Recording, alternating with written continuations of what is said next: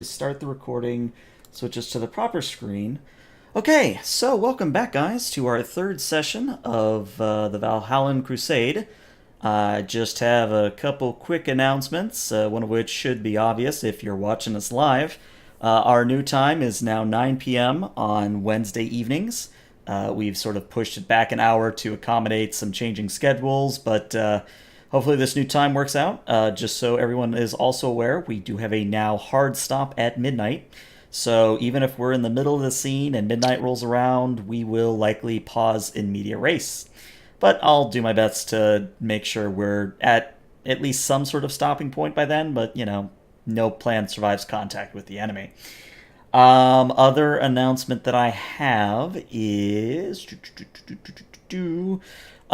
for the and I'm just going to say this ahead of time, for the the 24th of October, so 3 weeks from now. That is actually going to be my birthday. So I don't know what I'm going to do special for this group, but I'm hoping to do something cool. So more details on that as I figure them out. Other than that, we also do have a new player with us today, replacing Sarah May. Fortunately, Sarah May's schedule was not able to keep up with ours, so had to replace him. I'll have our lovely new player introduce himself in due time. So, unless anyone has any announcements or questions of their own, let's go ahead and jump right in. How's everybody's week going? Oh, it's going good. Yeah. Pretty good. Right on. Cool. Let's do it. Alrighty. So, sort of as a recap / primer for today's session. So, last session, you all found yourselves trapped within the wrecked space hulk that the Onyx Roses gang once called home. A high storm, a wall of deadly ice, bone-shattering cold, and squalling winds forced you to delve deeper into the hulk in search of warmth. And as you went, this sort of strange phenomena followed your every move, preying both on your paranoia and your nerves. Eventually, you narrowed down a potential source, Lord Ghost's tome that he had carried into and read from during battle. Destroying the tome was not so easy, though, and when you did manage it, a single page survived. It told of a greater plan to destabilize Valhalla using orcs in order to make way for an even greater force led by an individual only known by the letter C. Now, once the high storm wound down and you called for pickup, you received a sort of a lift from the Spear of Destiny. Your trip back up to the ship was uneventful, but it gave you plenty of time to think things over. Good thing, too, as Captain Harlock herself has called upon you all to join her at her table for a meal.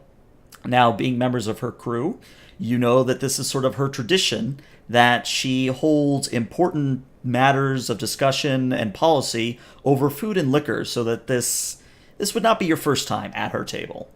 Thus, you're all now seated in your usual spots around the table. And let me switch maps so you all can see what's going on. Zoom out for the stream. Okay. So, as you can see, on the right, you have Sister Rebecca and Biff are at one end. And at the other, you have Kerseth and our new player, Arleth. Am I saying that correctly? Arlath? Arlath.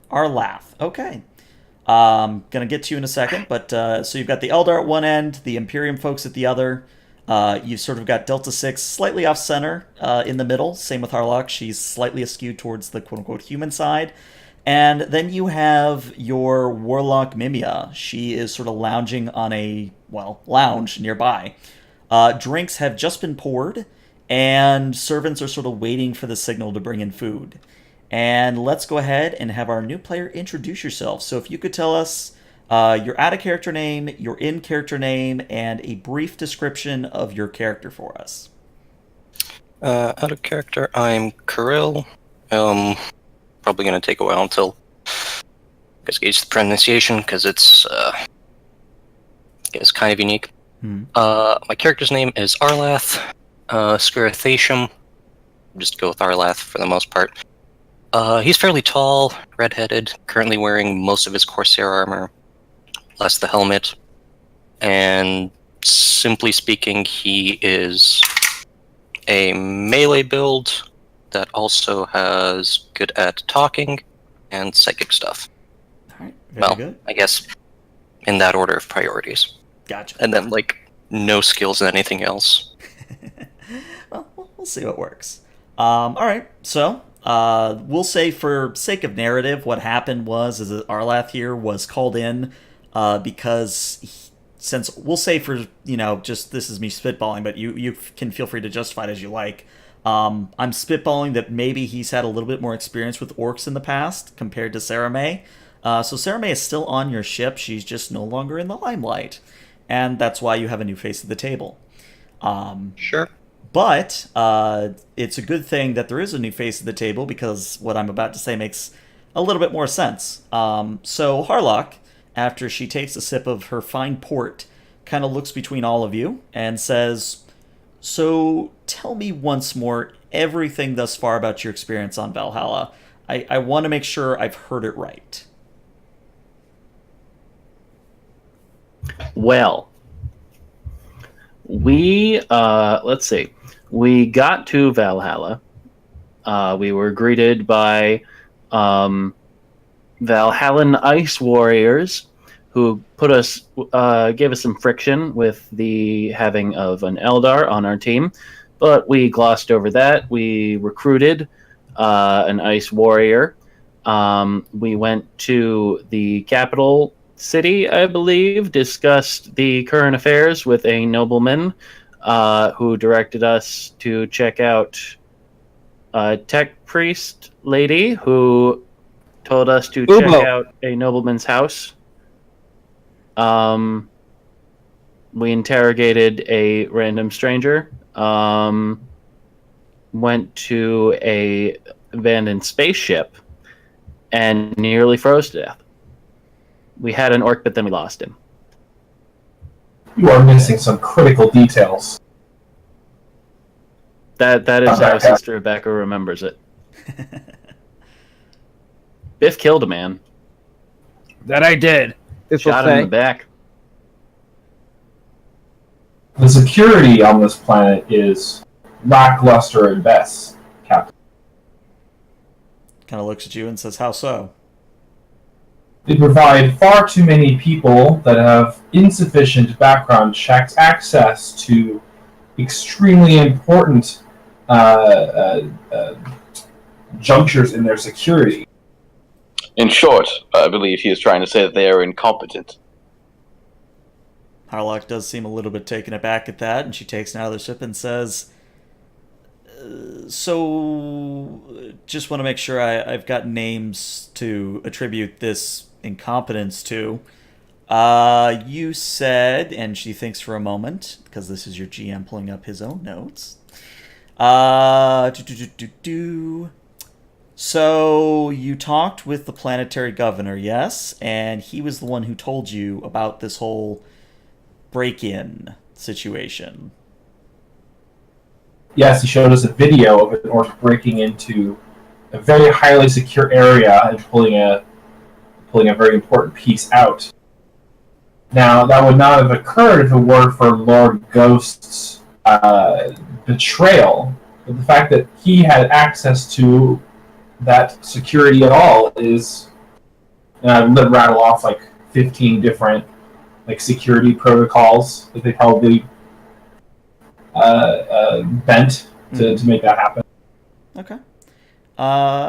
So Mimia just kind of laughs from her lounge, and Harlock kind of looks over at her questioningly, but doesn't seem to push the issue. And instead, the captain says, "Well, I know Planetary Governor Bradier, and this doesn't seem like something he would do. As in, I mean to say, this would be out of character for him. This really feels like the onus is on this ghost character, but she looks over at Karseth. You have his head, I think?" Oh, don't look at me. I would never do something so barbaric. I believe one of the others has it. She looks at everybody else. I think I've got the head. Right. Well, that's, I guess, one problem solved. Were you able to figure out why he did it?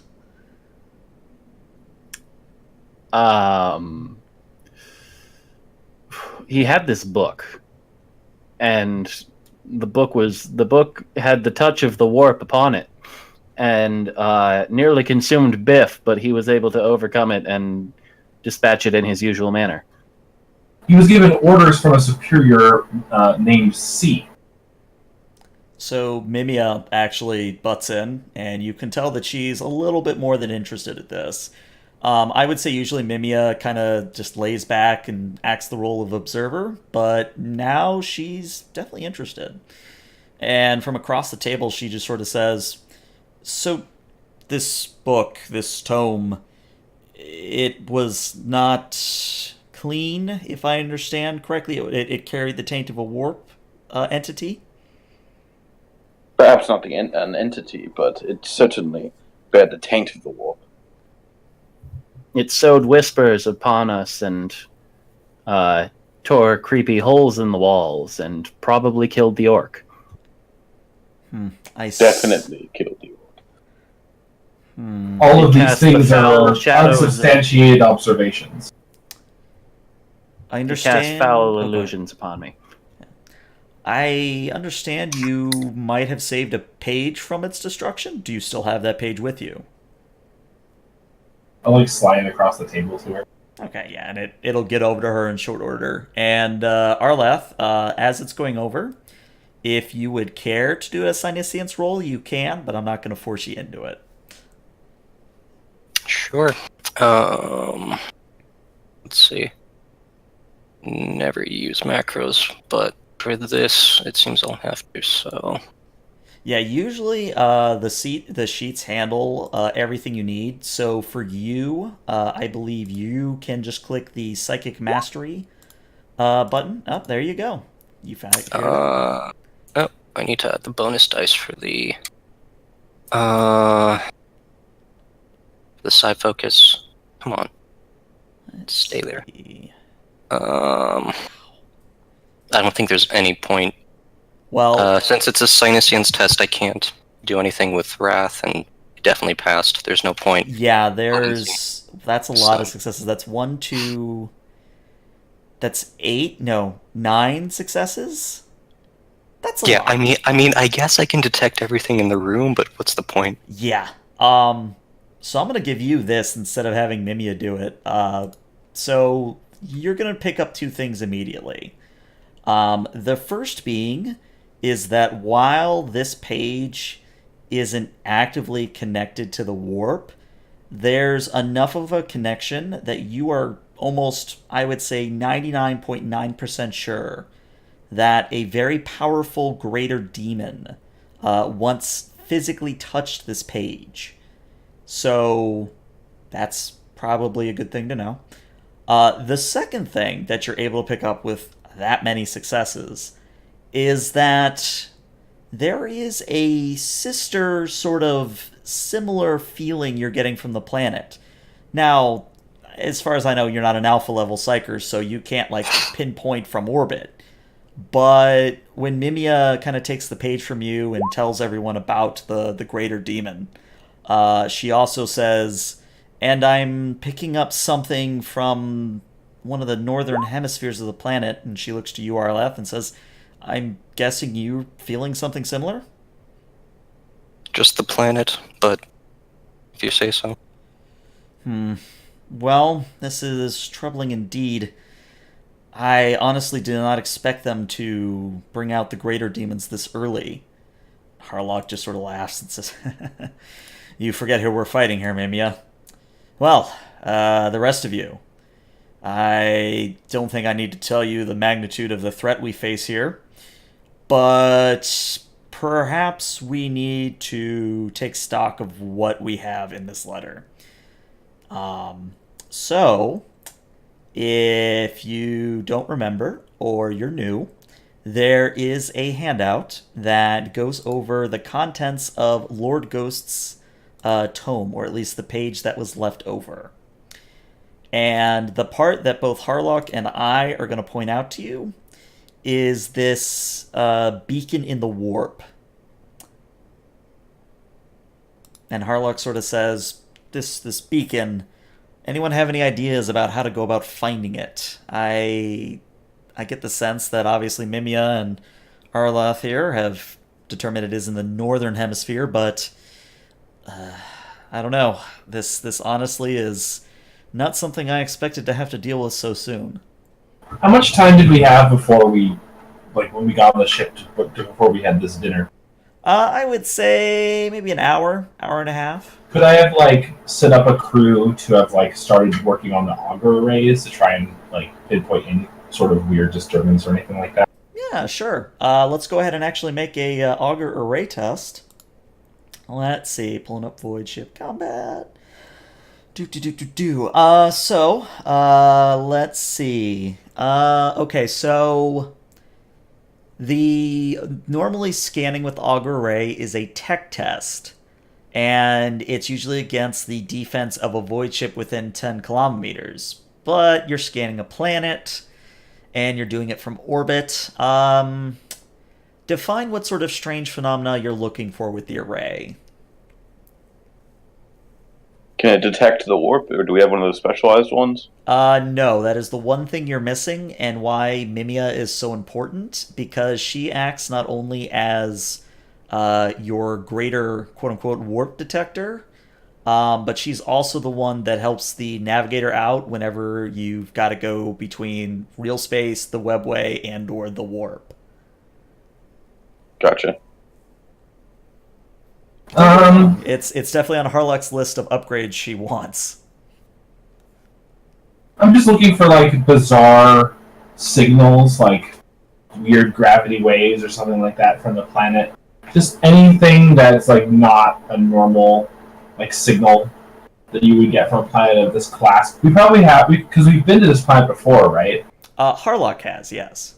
Yeah, so I probably been here with her at some point. So I have probably, like, we've had a scan of this planet before said ritual happened. So maybe I'll compare it to, like, a scan from before or something like that. Okay, yeah, you can certainly do that. I would say that this then is going to be...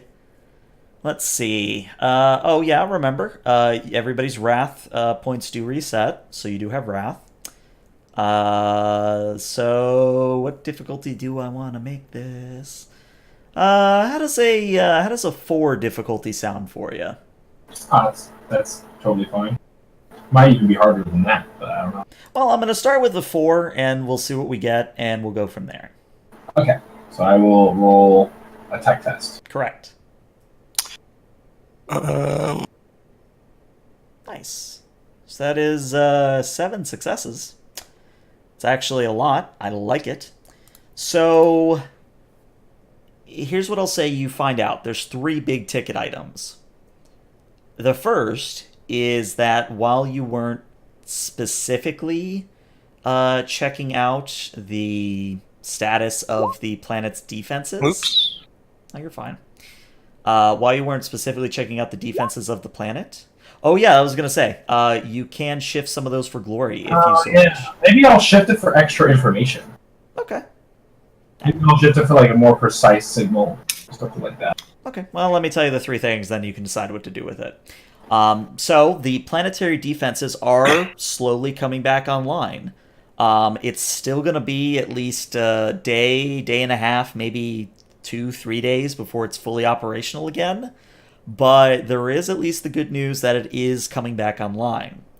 Second information you pick up is that there is one hell of a high storm that is brewing on the northern hemisphere. If you were to compare it with where you just were on the planet, it is indeed the very same storm that you were trapped within. However, it has grown in such intensity and ferocity that it is noticeable from space. Almost like a hurricane here on Earth, where if you were on the ISS looking down, you'd see the hurricane. Kind of the same deal here. Third thing is that intermittently between the high storm and the planet, you are detecting a very faint but repeating signal that seems to be beaming itself into space, and it does carry an orc encryption code, which basically means the orc equivalent of push 1 for answer.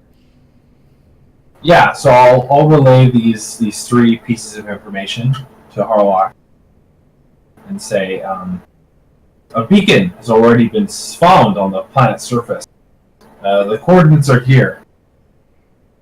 All right, and it just so happens that this table of hers doubles as a holographic one. So in between the glasses of mead and other liquor, the sort of a holographic representation of the planet appears above the table, and it spins and zooms in on the point you've identified. And I would say the location is not like at the eye of the storm per se, but it is definitely somewhere near the interior. I recommend a orbital strike on the area. See if we can knock it out. Harlock, It's the only way to be sure. yeah, Harlock thinks about it for a moment and says, I mean, don't get me wrong, I would agree with you wholeheartedly, and we can certainly try, but I am hesitant to say if it will work, mostly because out of character. The way it's defined in Wrath and Glory is you do get a shot per session, and she does have that talent. But it's something that's fluff-wise could be anything within a 10-kilometer radius. It's not very targeted, if you will. And it's not guaranteed that it'll kill it. Like, if it's underground, orbital strike isn't going to do anything. But I'll state that, like, when she says, like, we might not be able to hit it or whatever, I state that we won't be able to go down to the marker either because the storm's over it. About that, and this is Mimia, about that, I sense something else. And Arlath, you might have sent it too. There's something.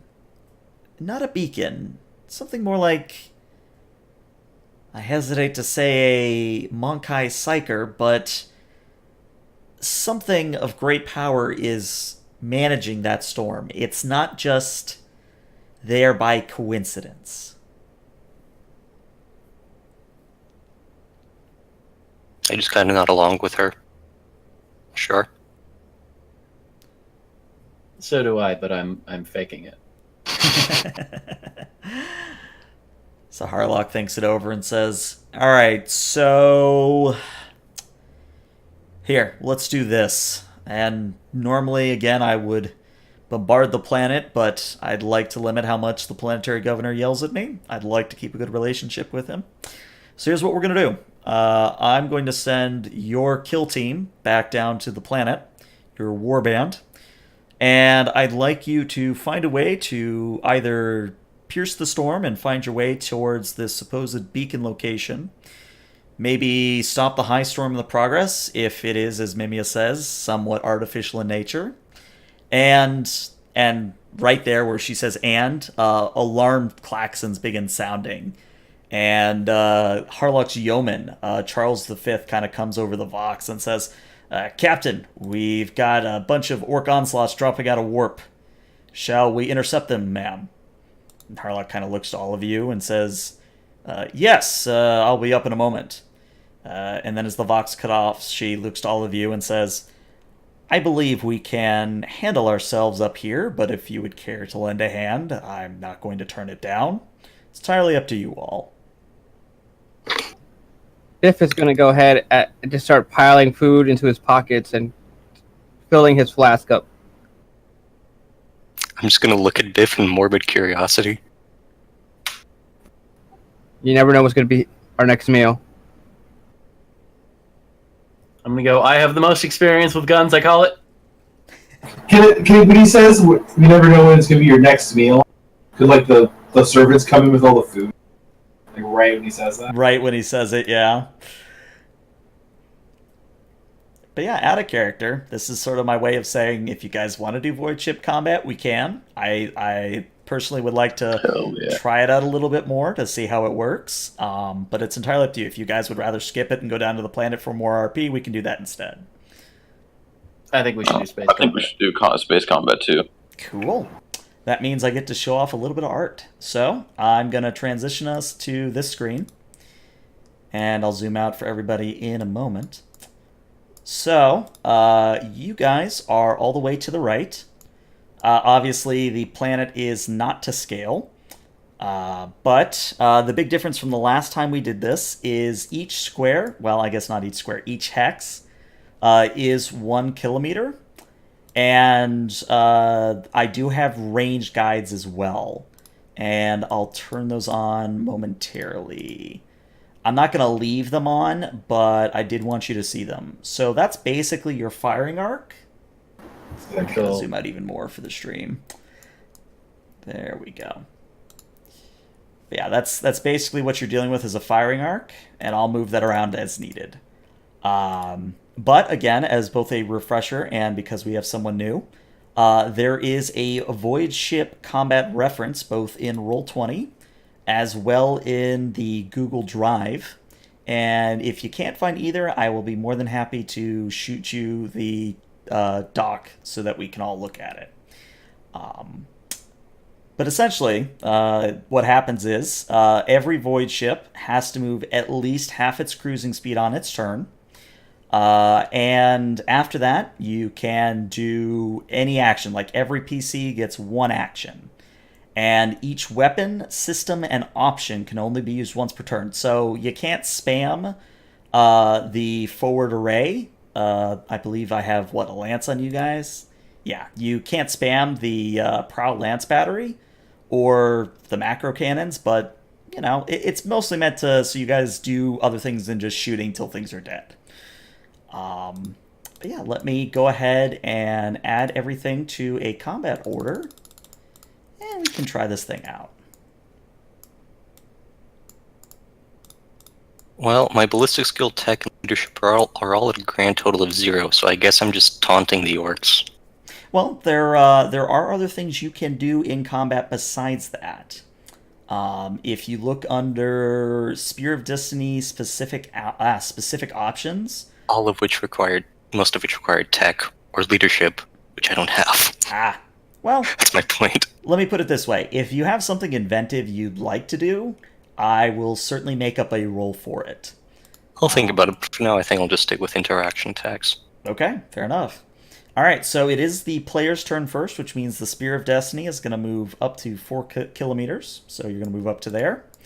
And what would you guys like to do? Scramble the fighters. Scramble the fighters. Alrighty. So, let's see. I'm guessing all these onslaughts are more or less identical. Yeah. I've mostly just kind of marked them with a colored dot, so I know which ones are which. But they are pretty much your bog standard orc onslaught, meaning they don't exactly have the best stats in the world. They're glorified chunks of metal and space hulks that the orcs have called home, and are probably being held together with the force of the Wa. Okay, well, I'm,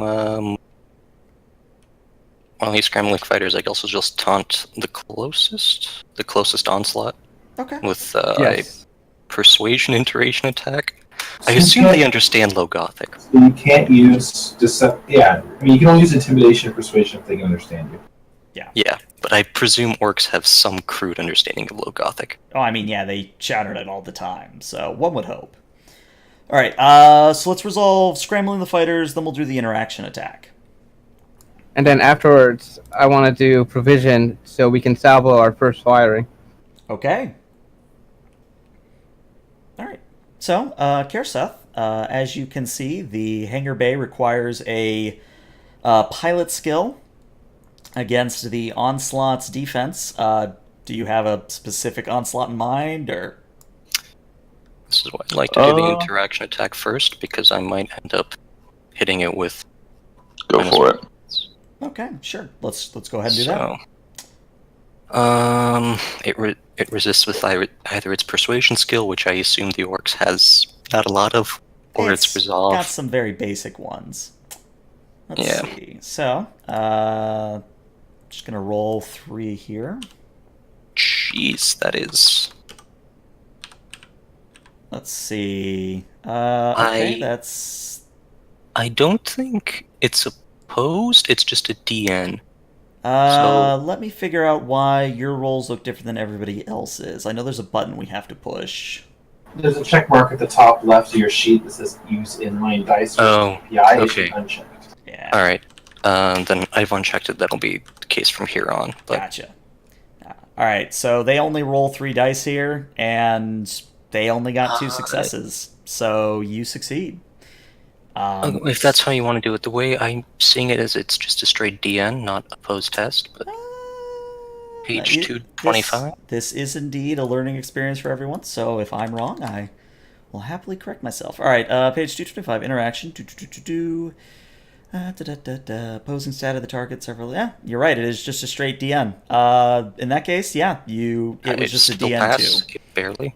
Yeah, it's a DN2. You pass. You're fine. So, what would you like to do with your? Is it interaction? DN? Is it DN2? Yeah, it's DN2.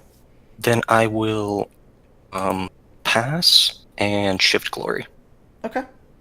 Um, Yeah, that's the other thing I gotta tell you about. So those tokens you're seeing on the right side of your map screen, those are basically so we can keep track of glory so that everyone can see it. You just draw? Yeah, you just draw your card, and whenever you play it, you just throw it onto the map and delete the token, and that's how it works. okay.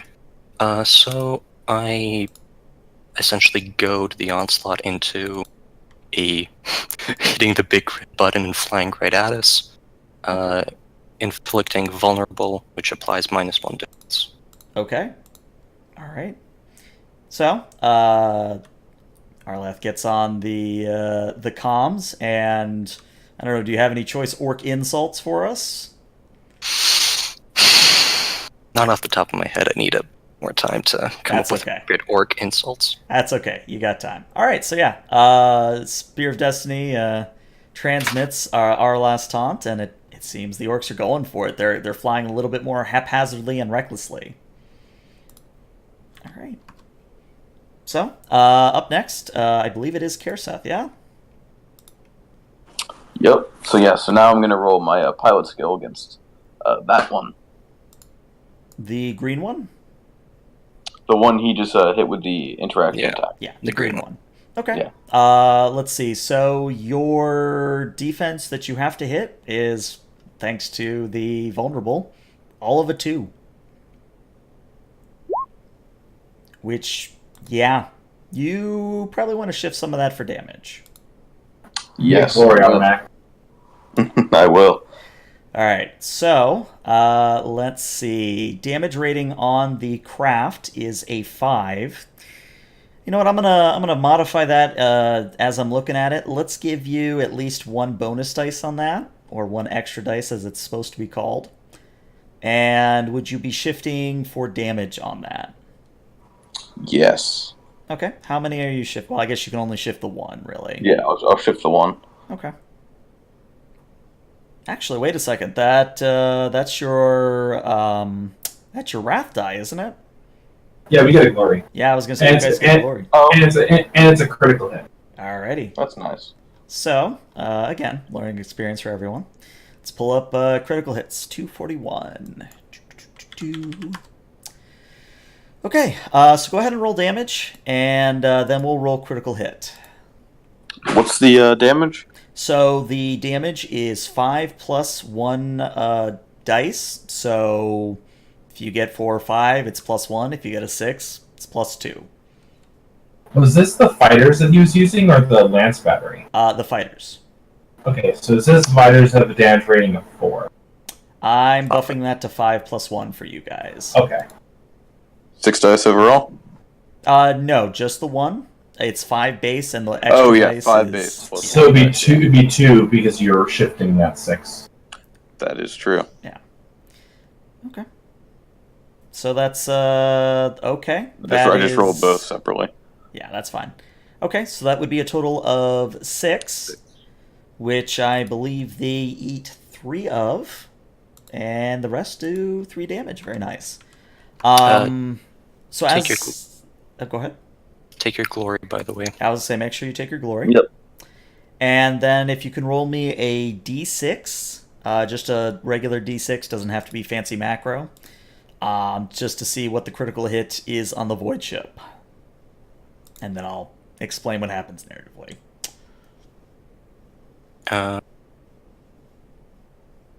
Shouldn't you just draw it from the deck? No. So the dex, the critical hits dex, No, the glory. oh. because it says Morgan's trying to take mine. Oh, oops. Yeah. Sorry. Yeah. Yeah. I can't. Okay, I just draw it from here. Yeah. Sorry. Nah, it's okay. I was wondering.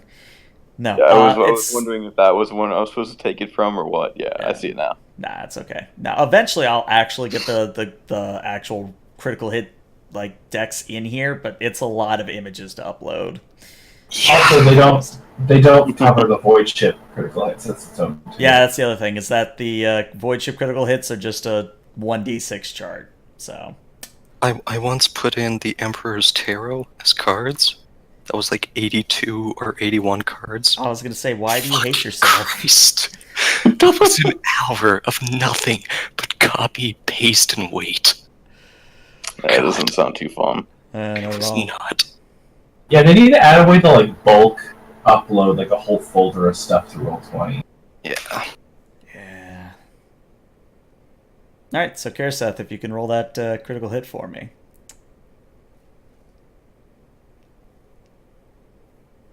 1d6? Yep, just straight d6. 5. 5. Very nice. So, narratively, what happens is, Karseth, you send out your, I would say, well-trained pilots, and they scream towards the onslaught in question and launch their sort of torpedoes and other bombs at the basically chunk of metal that is a ship. And they strike true. You see that the cascading explosions across the hull of the ship open up and tear holes into the hull, sending both orc and God, what are they called? Knob alike, scattering into space, and it's listing to the side. It's definitely seen better days, but it's still standing. Even to the enemy, the Gretchen are. All right, so that's Arleth, that's Karseth, and what are my remaining 3 people doing? I am going to be down in the engine core, coaxing power into the void shields, try to harden their shields for the incoming fire. All right, go ahead and do that. This is a tech test at DN7. Don't quite make it, so Yeah, don't like, quite make it. So Machine Spirit's not giving you extra juice today. All right, and I sacrifice a servitor. Like pull out a dagger and like stab it in the heart and like rip out like some like oil from inside it. Got to get that sacred machine oil from somewhere. All right, I believe that leaves Sister Rebecca and Biff. Okay. I'm gonna shout to my gunner crew. I go, "All right, boys, let's finish it off," and go for the one that's been tore open. Okay. That seems right. By the way, GM, earlier what's up? you were talking about, well, you briefly mentioned Psyker power ratings. Mm-hmm. I did a bit of outlining for it for the old Fantasy Flight Systems. Mm-hmm. Going over my notes, I think I'd be about an Epsilon level. Okay. Just fair. It's like orders of magnitude below Alpha or even real battle Psychers, but Mhm. it's above like the base level. Good to know. So I make a ballistics check. Ballistics check, right? You do indeed. Would you like to make this a called shot or just a normal shot? Just a normal shot. All right, then yeah, just a straight ballistics test, and their defense is all of a 2. That's all you need. All right. All right, so yeah, go ahead and roll damage, which I believe for your prow battery is a grand total of 5 plus 1 ED. Now noticing an error on that as well. I don't know if that's my error or it might be my error. The damage you can still roll, but it's got penetrating 2, but only an AP -1. I think I miscounted there for the AP. So sorry. What am I rolling for? No, penetrating 2 is when you shift dice to damage, it gains extra AP. Gotcha. It's not a base AP. That would be why. And again, I have most of this in my notes somewhere, but I'm sort of concentrating on keeping things moving. So if I make mistakes like that, feel free to correct me. But yeah. I So, don't what think am I you rolling? just you're rolling 1d6, and then you're adding the total success results. You're adding 5 to that.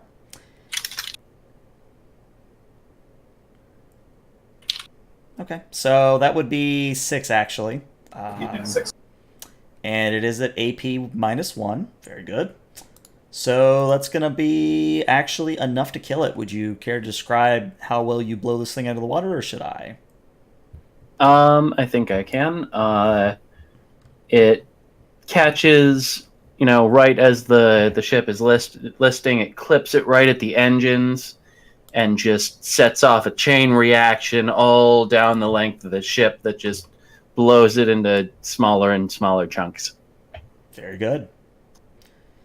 And then finally, I believe, Biff, it is your turn. Biff was actually going to do a thing to help with the shooting, but the shooting's been done, so I'm going to just continue eating. Hey, that's something you can do. Certainly is something you can do. All right, so up next is going to be all of the enemy turns. Luckily, they're not the best ships in the world, but, All right, so this one's going to move about this far. Nah, about that far. That's 2. And let me check range on this real fast. Yep, it's going to move up to here. And double check its rating. It's not great. Okay. I believe your defense is pretty damn high. What is it, a 7? An 8? Yeah, 7. Yeah. I don't think there's a chance in hell they're going to make it, but we'll still roll. Always got to give them a chance. All right. So I'll just use this. Where is their ballistics? There it is. Is that the right score? Looks like the right score. No, this is the right score. I was like, where the hell? All right. Again, I don't think they're going to get it, but you never know. No, that's just 2 successes. So they fire ineffectually and do jack and or shit to you. So that's C. B's up next. B is going to go... It can move up to 6. So it's going to go up to here and attempt the same thing. Again, I'm not expecting much, but you never know. Yeah, still nothing, unfortunately, for it. And then finally you have the third onslaught, which is going to move up to 6 to here. And double checking what I can do here. Let's see. Let's have it go for a ram attack. Again, I don't think it will pass, but I think it is thematically appropriate. Might have to buff these ships in the future. I'm seeing some cracks already, and I'll address them later. I'm not sure if the Spear of Destiny should have a defense of 7. That's like a fighter should have a defense of 7. Well, see, that's the, as I roll this, that's the thing I've noticed about the Starship rules, is that the default Imperial ship has an insane defense. Yeah, it's because they're not as fast as Eldar ships, but they are, like, tough as hell, because they don't use shields very often. Well, no. So defense is like your ability to avoid getting hit, right? So it's kind of like it's your dodginess, and then your resilience is your armor and your toughness. Well, I mean, it's still the same thing. If you look at the example ones, it's still absurdly high. But in any case, what will happen is this onslaught goes for a ramming attack, does not succeed, and will end up over here. And we come back to the top of the initiative order with you guys. Well, Can I deploy the etheric tines before we move our required movement forward? You can indeed. All right, I'm going to do that for my action. Okay, that is your tech at DN5. So I'm like right across from this like button with an Eldar rune on it, and I'm like not looking at it, and I'm like push it, like got my finger like trembling, like I'm gonna try to push it, but it's like so heretical that I'm having trouble even thinking about pressing this button. So let's see how I do. All right. Yeah, apparently it's too heretical for you. You can't summon up the courage to do it. I will spend a wrath to roll this. Okay. That is a lot of failure. That is a lot of failure. Hey, there you go. 5. So I did it. Okay, so So I pressed the Yeah, I button. really shouldn't, but I will. Okay, so with that done, you can now turn 90 degrees if you so wish. Yeah, so we should turn like to the left 90 degrees. So, like that?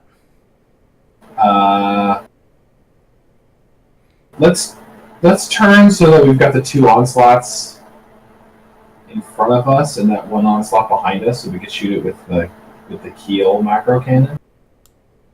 Let's see. So, something like that?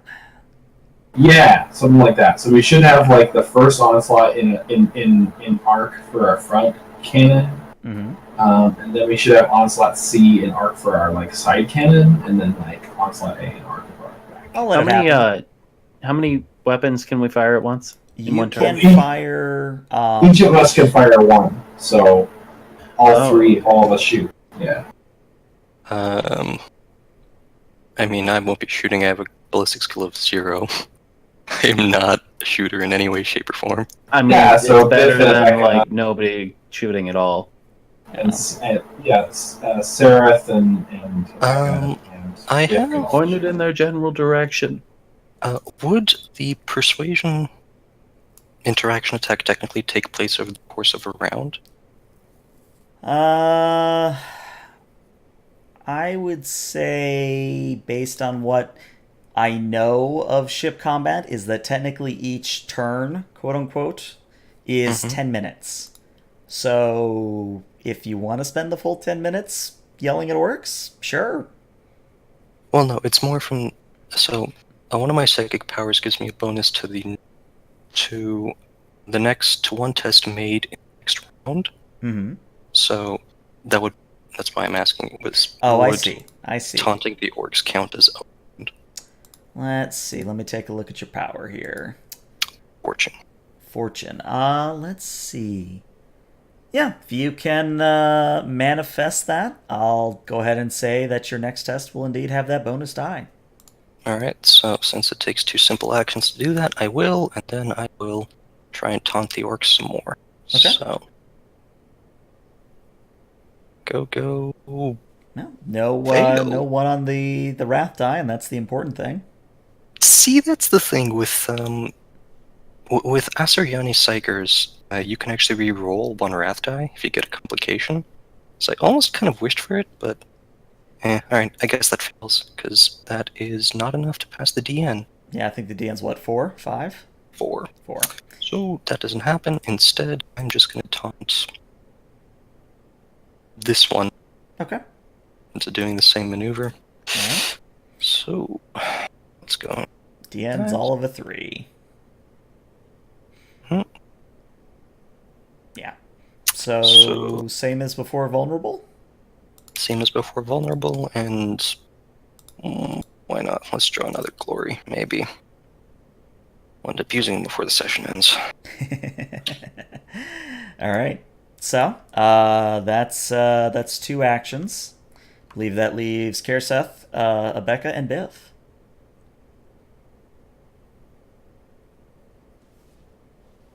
Let me do the provision action real quick. Okay. So provisions are going to be a grand total of 3 DN leadership test. Nothing there, unfortunately, Biff. Hey, there you go. With the reroll, you get it.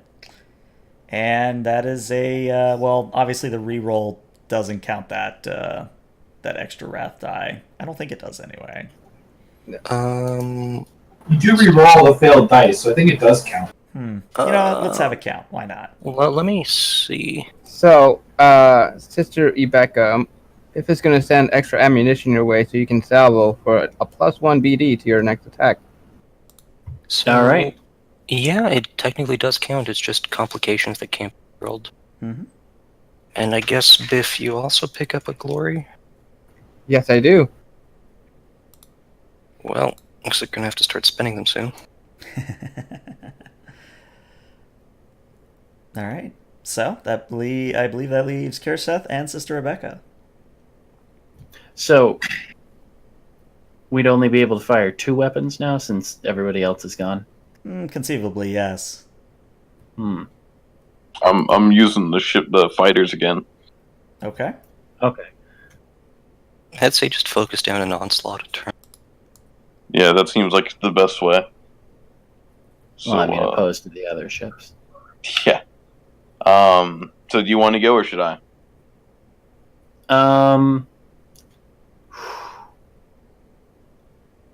I think I'll go.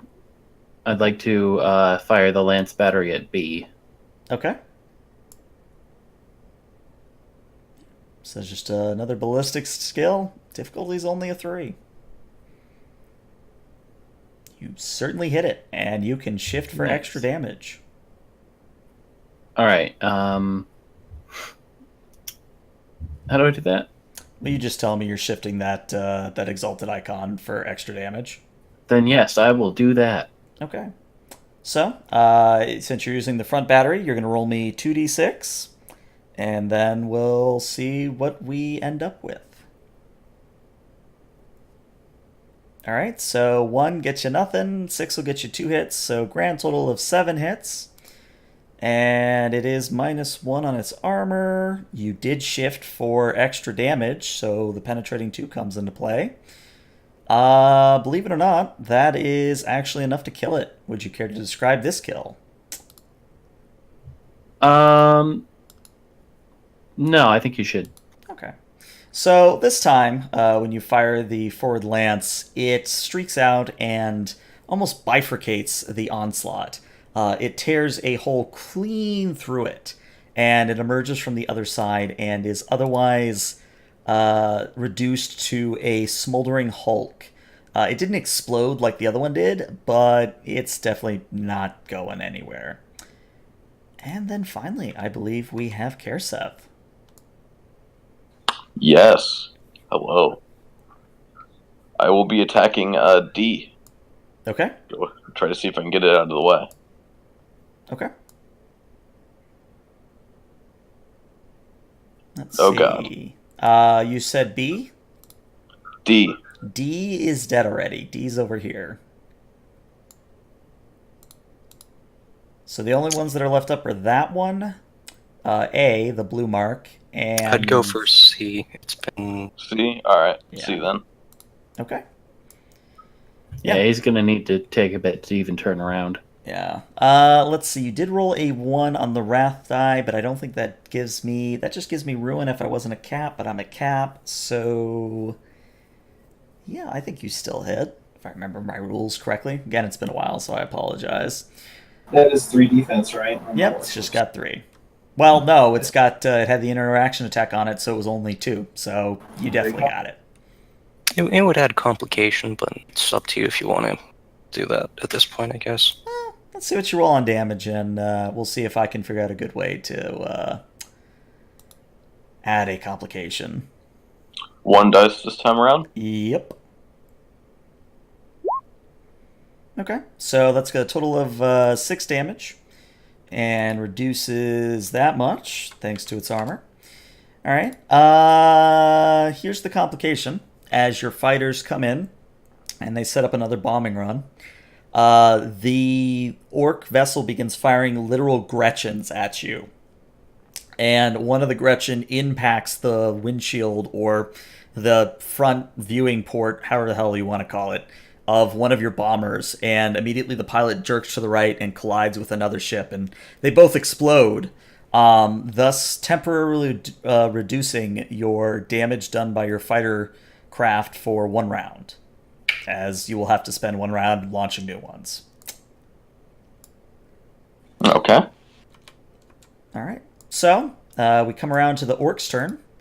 Onslaught C is going to go up for another. Well, let's see.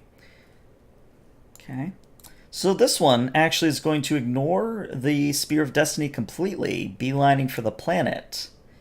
And then Onslaught A, again, check ranges here, Onslaught A is also going to careen as fast as it can towards the planet. And I'm going to say that Onslaught A is now going to be considered entering the atmosphere, thus increasing its defense. And as I said, the planetary defenses are coming online, but they're not up to full capacity yet. But it is y'all's turn. We did forget to do one thing. You do need to move 8 kilometers, so... I spawned instead of us having to move. Well, you still need to move the at least half, is what happens. So you guys need to pick somewhere, I think it's here. So one of these 3 squares to end up in. That one? Alright. Okay. So, you have the option of turning up to 90 degrees, but you still are going to have to move the 4 kilometers at minimum. Okay. I guess I'll try redeploying the Wraithbone Spines again so that we get a firing arc on B and C.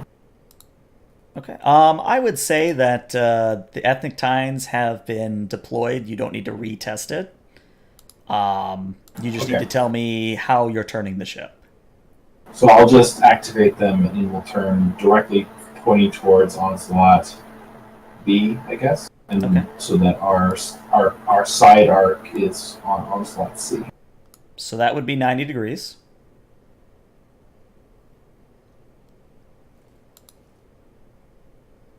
So we should be in range of the dorsal macro cannon, right? Let's see. I believe it is a range of 6, so yes. Perfect. Alright. So that's gonna be my turn to have us turn like that. Okay. Who's up next? I will fire the dorsal void cluster macro cannons at Onslaught C. Alright, go right ahead. Difficulty is a 2, I believe. Yeah, you hit it, and you get a point of glory. Nice. And I will shift for more damage. Okay. So, sorry, what am I rolling? So for the dorsal void clusters, you're rolling now 6 plus 3 ED. So 3 ED, so 3d6.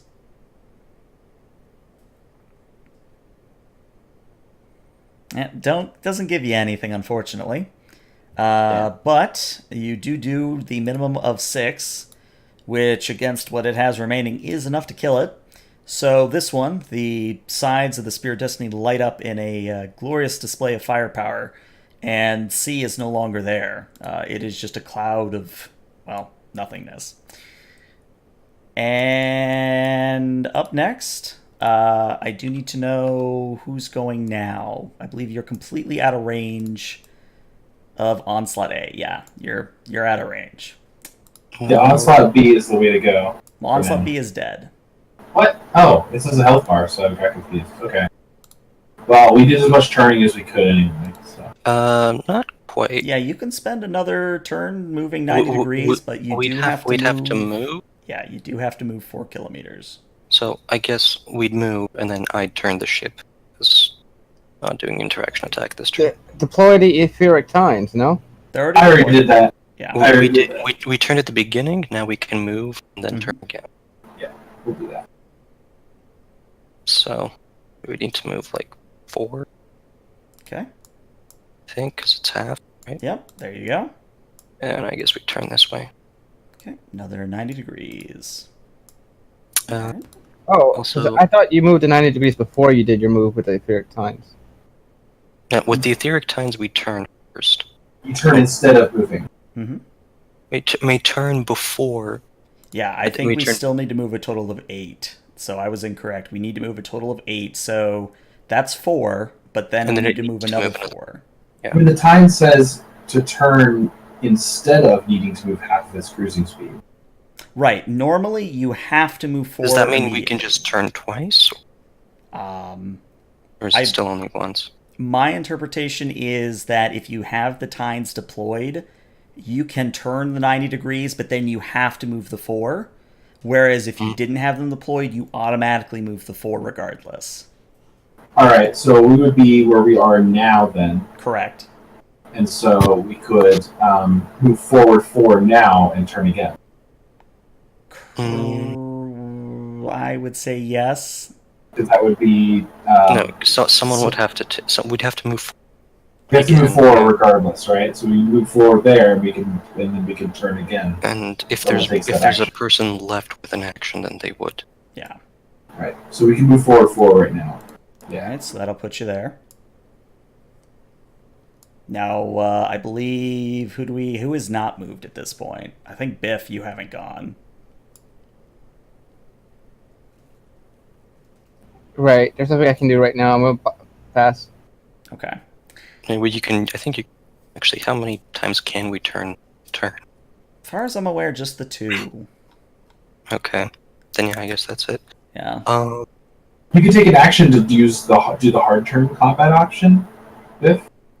No, I just did that. Oh. I guess you could just try and supply vault again. You could do a bank, and so we can move 1 kilometer. Yeah, that's true. Or starboard or whatever. Also, Would that actually help anything though? It Could we gets get a us little bit closer? closer. Just move like that way. Sure. Because it would put us like that, right? Yep. There.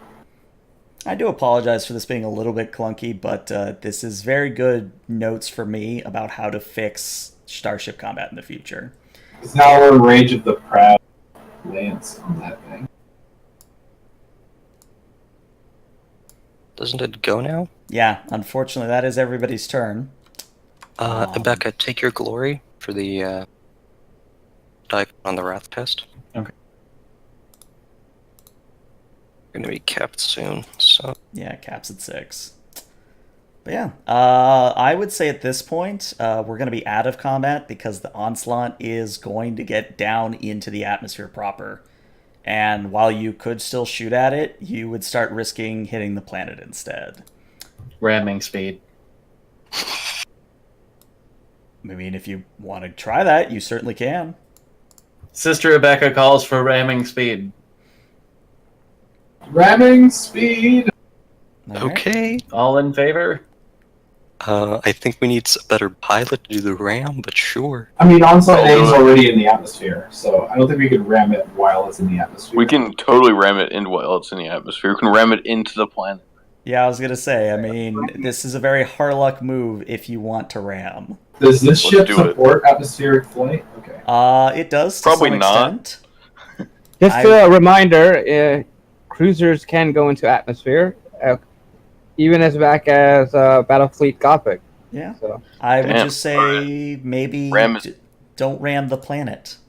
Yeah. Let's What do if it. we because right now it's probably slowing down to try to make landfall. What if we circle around like this? Slowing down to make landfall. No, it's orcs. They just ram themselves into the planet, and then whoever survives is big and strong and just pours out.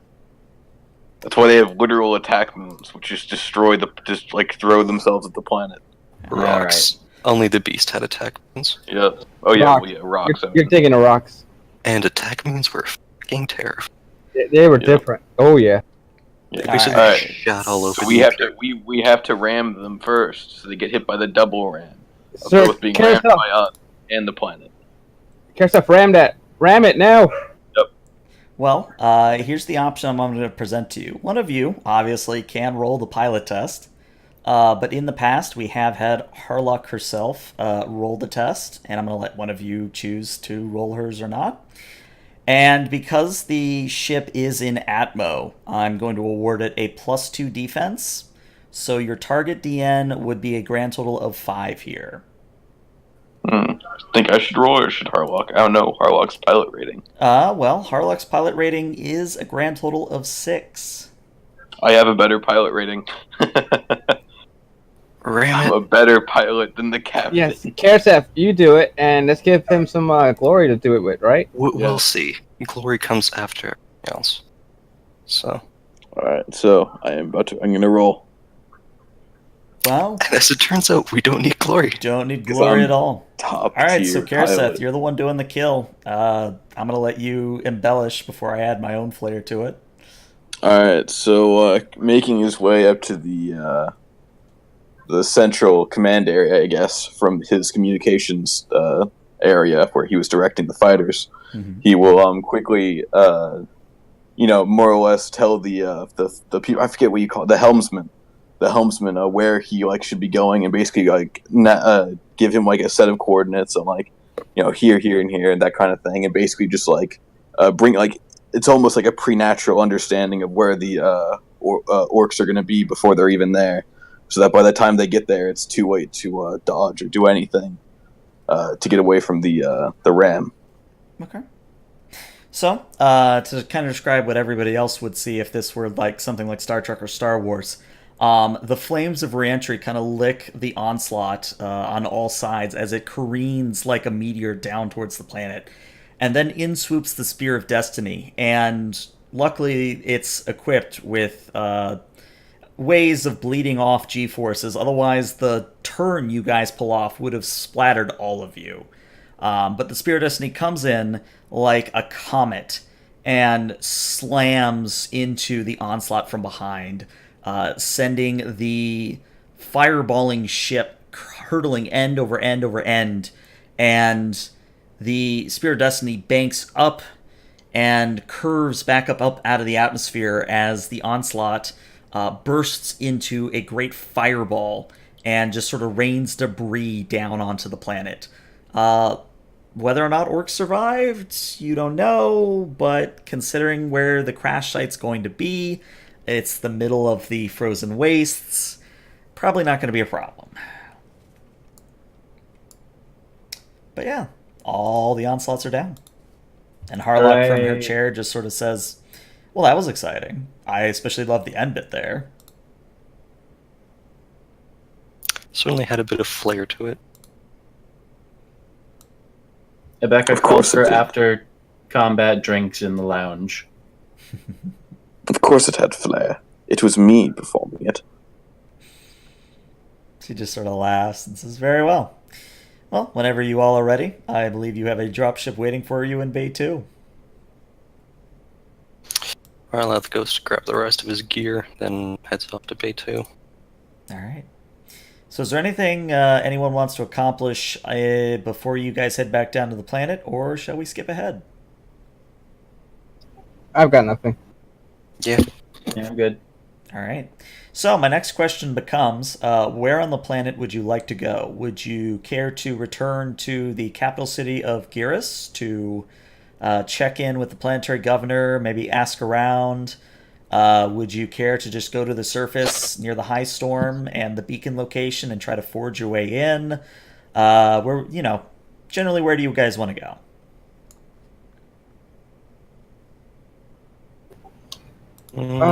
Maybe we should do a flyby and check out where the orcs landed. I feel like that's something they can... And they didn't really land, we just blew them up. There's still orcs on the planet. They're gorgeous. They can survive just about anything, but they're a minor threat right now. Valhalla has always had orcs on it. One ship isn't going to change much. Yeah, a few thousand is not going to make much of a difference. Maybe we could do a flyby above the storm and see if we can see anything in the eye. Maybe there's something in there. I guess maybe doing a flyby over the storm and having me do Sinuscience again to see if I can go down any detail would be good. Okay. Get them a little bit closer. Maybe that'll help. Okay. Let's do that then. So yeah. You all pile into your lander, and pilot takes you on down and does a flyby of the storm. And as I said before, it's very similar to sort of seeing a hurricane from space. There's sort of a swirling mass of clouds and otherwise snow and wind and ice. I would say the one big difference between a hurricane from above and a high storm is that the high storm is much more, I don't want to say this, in motion. The swirling rotation is way more noticeable. It's almost tornadic in the way it spins. And as you fly over, I would like one of you, probably the one of you that has the best perception, I'd like you to roll, and then I would like Arlath, if you could roll your Synesians. I will make fortune test before that. Because Senescence goes in a full action. Perception or awareness? Because I don't think. Yeah, good point. Let's make an awareness. Awareness. Yep. So definitely not me, because I only have 2 intellect and no awareness. Okay. I'll like be manning the augers on the ship, so I'll do the. Should I do a tech or awareness? I'll let you do a tech. I mean, I could do either. Both of them are pretty high, so. Unfortunately, I don't quite have the dice to shift twice, but as it stands... 3? Okay. As it stands, I'm already getting +2 dice to this next roll, so...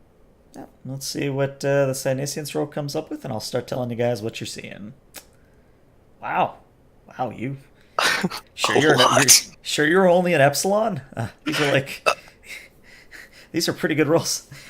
Anyway. I'm just lucky. Alpha plus. So, here's what happens first. Delta, as you guys fly over the eye, you are indeed reading... I'll take 1 glory to cap us off. Nice. Delta, as you fly over the eye and you train your sensors down into it, you actually do detect that there is calm surface level conditions within the eye itself. What you don't detect, but Arlath does, is that there is a presence, a very noticeable presence, of a powerful psychic entity that is on the surface of the planet right where the eye is. You're too high up to get a visual, but you are definitely sensing something very powerful down there. I'll relay the information to the rest of the team. Do we bring it down for a landing and deal with it? You mean within the eye itself? Yeah. I would say that would involve a pilot test, probably from Kerseth, but it is possible, yes. We have 6 glory. You also do have 6 glory. Alright, I never rolled the objective this mission. Don't we max out at 5? 6. We max out at 6. Okay. I think. I'll double check. Has a maximum capacity of either 6 or... Actually, it's 7 for us, because we have 5 players. Plus 2. 2 plus number of players. So we can technically get 1, but... Gotcha. Yeah. We have 6 glory. I think we have... Yeah. Watch this.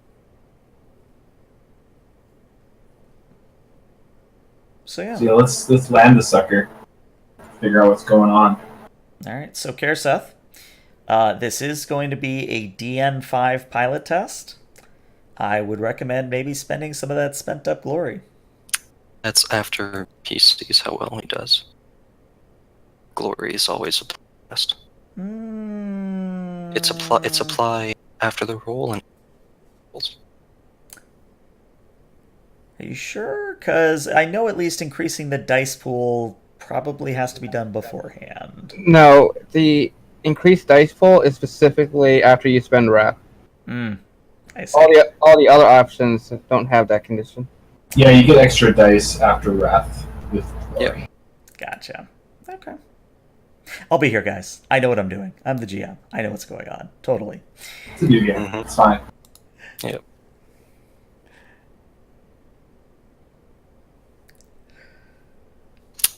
So, Kerseth? Pilot? Sorry. So, Kerseth, we are calling... Okay, that is a 4. So, yeah, we're gonna need to throw... Glory into there. We could also spend more of this Wrath to reroll those 4 failures. How much raft do you... Everyone starts with 2. So. Yeah, but how much is Carrot's left with? I haven't used any this session, Recall. so I'm still at 2. So you could use one first and then spend glory afterwards. Yeah, I'll use a wrath. So I just re-roll all those. 4 dice, What do you yeah. call it? I think Yeah. you just click the blue button. Yep, Yeah, just click the blue blue button and button. it'll handle it for you. Hey, there you go. Grand total of 5 successes. All you need. So, Karseth, you kind of kick the pilot out of his seat and slowly maneuver the lander down into the eye of the storm. And if you will imagine on this map that all around you, you land on this icy plain, and I would say about maybe a kilometer out to either side of where you are, you're sort of at the center. A kilometer out in radius, you see just what appears to be a massive storm wall of pure ice and chunks of rock and just generally bad things. But what really draws your attention is as you bring the lander to a stop, that there is a woman, or at least it looks like a woman. There is someone out there in the storm. And you can tell it's humanoid in nature, but from this distance, if you wanted any other details, you would definitely have to do some sort of awareness. I'm not going to bother doing Senescence because it's a sucker's bet that that's the Psyker. But considering I have no awareness, I think other people that do have should test it. Sister Rebecca votes that we ready the lance cannon. Lance battery. It's a laser battery. Yeah. Actually, well, I mean, I guess if we want to try orbital bombardment on our position, but that seems like a...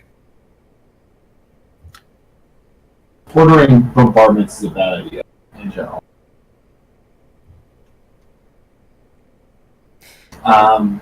Sister So- Rebecca has cast her vote and stands by it.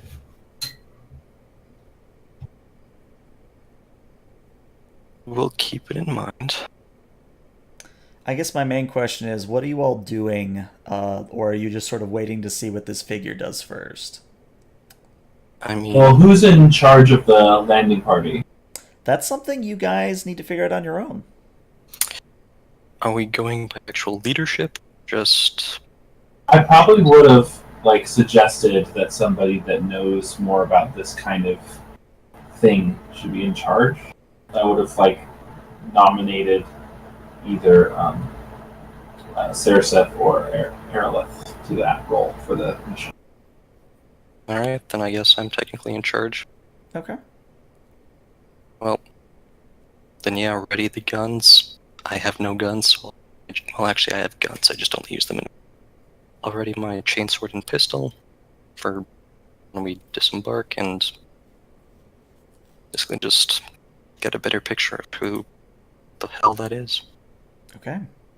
So, again, as you all kind of disembark and I would say stand nearest the lander, maybe not in the arc of fire, but once again, the cold, icy chill of the planet sort of seeps in past whatever gear you're wearing, and it's not exactly the most pleasant thing in the world, but there's not much you can do about it short of piling on more furs or more armor. But what's really important is that you are realizing that the figure is now walking towards you. And eventually, you realize something very odd about them. And I actually have a handout here. So this is what you're going to see. And narratively, you see that this woman, as she appears to be, is wearing a style of dress that is most commonly seen among Hive nobleborn. The fabric is white, purple, and black, with lace and other embroidery forming these intricate sort of patterns across her hoop skirt and sleeves. Most prominent of these is a symbol representing balance on her front. She carries an open parasol behind her and seemingly glides across the surface towards you. In essence, not the kind of person you were probably expecting. I try to shoot her. Okay, you certainly can. What are you firing with, I guess is the question. My galvanic rifle. Okay, what's the range on that? 60 feet. 60 feet or 60 meters? 60, whatever it is. Okay. Yeah, you can certainly take a shot at her if you wanted. Alright, so I just like pull the rifle up on instinct and just fire off a shot. Okay. Are you aiming to hit her, or is it more of a warning?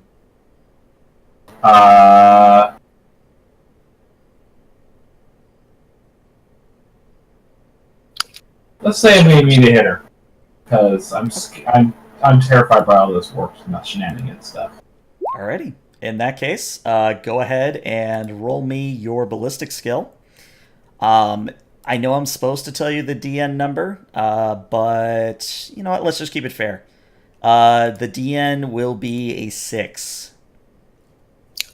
Whew. It's not rolling for me. There we go. Okay. 4 misses, because that's the first And a shot. complication. And a No, complication. no, so only the It first shot. explodes. The first one. Oh, only the first Okay. one. Oh, Yeah. So I will spend... I think it's 6, right?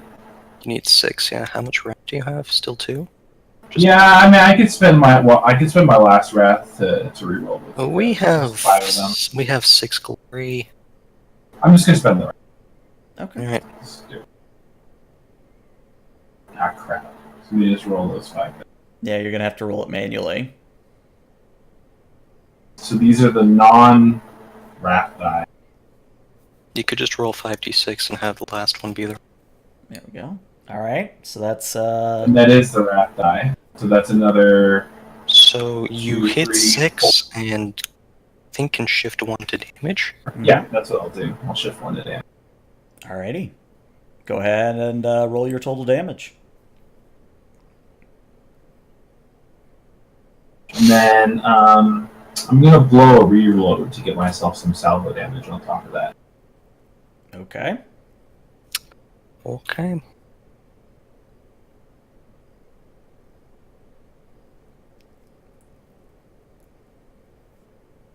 So that's a total of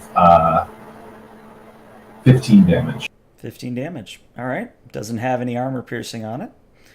All right. So, narratively, what happens is fire off a shot at this approaching figure, and on impact, it's almost as if her entire form begins to vaporize on the spot. And you can swear that she turns to literal dust and vanishes from your sight, almost as if you've probably one-shot killed her. She was coming right at us. Now I'm going to do Sinisians. Okay? I just like to, pull up my gun and go, I knew it. There's no way that top stayed on without Warpcraft. So the first beautiful face we come across and we shoot it. See how we're doing this, guys. Oh yeah, thanks. Thanks a bunch. Or that's just size. It's just gonna wink at us, Sister Rebecca. So, Arlath, I'm going to whisper you something. I think the stream will see it, but that's okay. Yeah. Let's see. I guess I'll I want a spontaneously combustor. That sounds like fun. I'll shift the Exalted for the last glory we can take, and we're just gonna start dumping glory.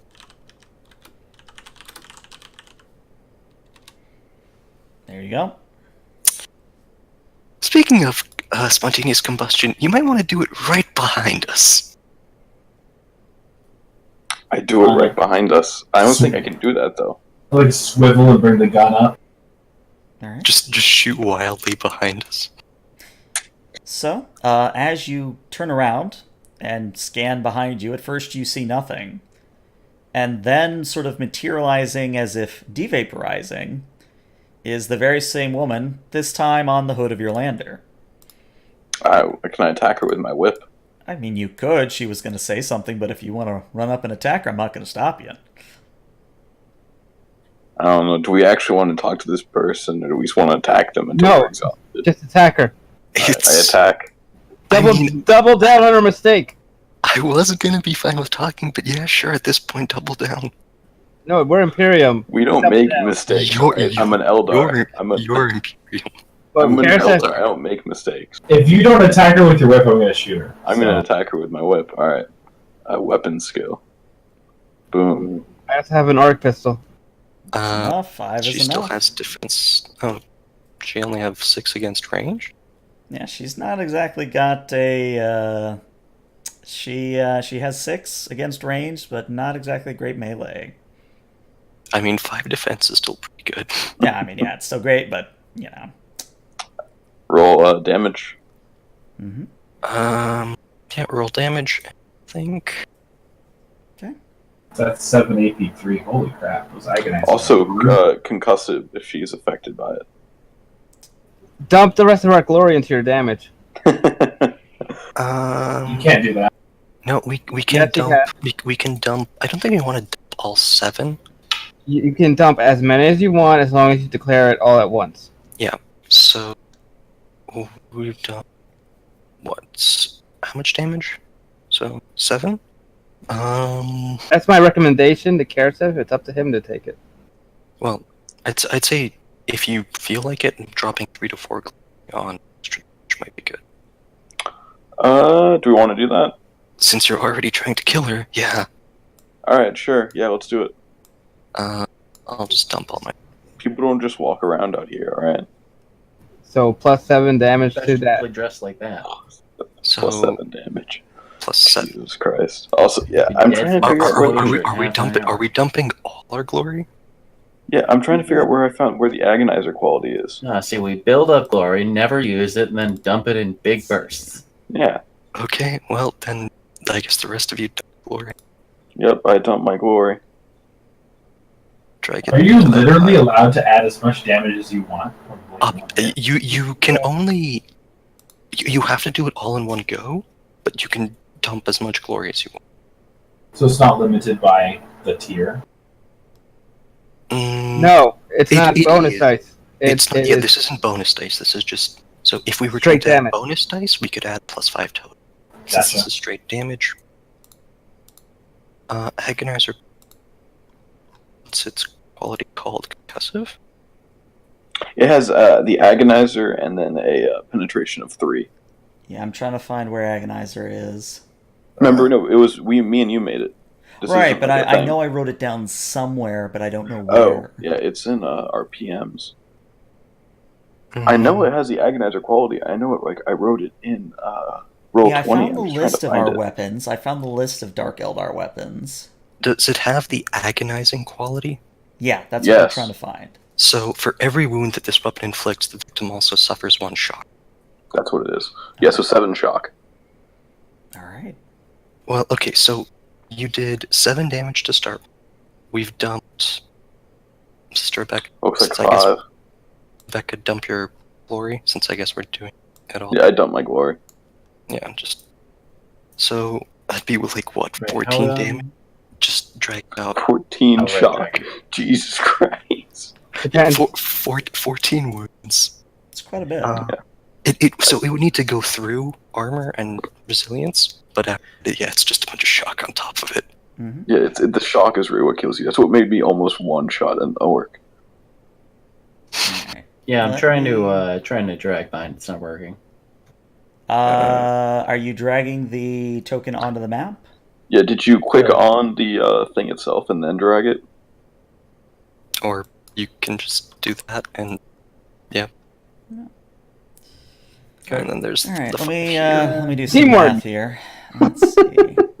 So what Either was they your total? completely absorb this. Your total or was they- what? 14.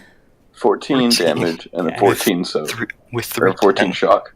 Yeah, with 3 pen. No, the shock comes after the action. Yeah, we gotta Yeah. protect the resilience first.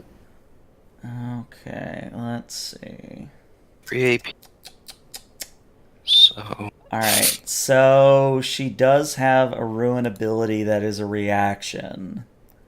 I'm just trying. I gotta find where did I put the cost? She dodges and that's it. I just tear the the lander in half. And then she just No, the dodges. lander. she At this point, I basically am.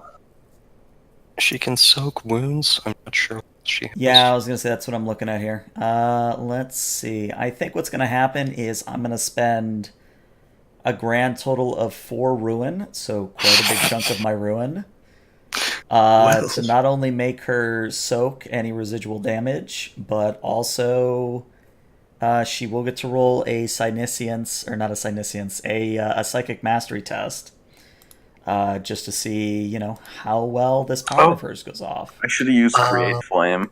I could have gotten extra flame damage. Before she does that, let me go see where this Deny the Witch is. Okay, so does this go before or after? I guess it doesn't particularly matter. Yeah. It's nothing amazing, but let's see what she gets. All right, so she's rolling a grand total of this. Oh, right, yeah. So does need to make she does need to make the test first. Yeah, she does need to make a test, and I need to check it to use. It is using inline, so why isn't it? Odd. Okay. Oh, if it is using it, that's why it's doing. So you need to uncheck it. There we go. All right. Well, let's use that. So let's see. She rolled 4, which I believe is enough. She rolled 5. It's the Wrath die. Oh yeah, Wrath die. So that is 5. That is definitely enough. Okay. Well, since I have gone, I will try and deny it. What's the DN of her power? The DN of her power is a 4. So I need to get a 6. Master. Wait, that's yeah, okay. No, and I will I think that's not a minor psychic. Do I trigger I think I trigger psychic phenomena with this. Oh no. Well, let me just No, because it's not considered to be a psychic power. So I guess I can't trigger psychic phenomena off this? Well, let's find out, because I think this is actually the first time we've used psychic powers in combat. Page 348 has 348. All right. Okay, what do we got? Deny the witch. And is not in itself considered to be a psychic power. Yeah, that is correct. So I guess I don't blow myself up just yet. Yep. So good news, no perils. Bad news, you didn't stop whatever she was doing. I could do a Wrath reroll. To 6. Do it. Yeah, sure. I'll spend a Wrath on a reroll. Okay. Not any better. Still not enough. That was exactly the same. Yeah. Yep. So here's what happens.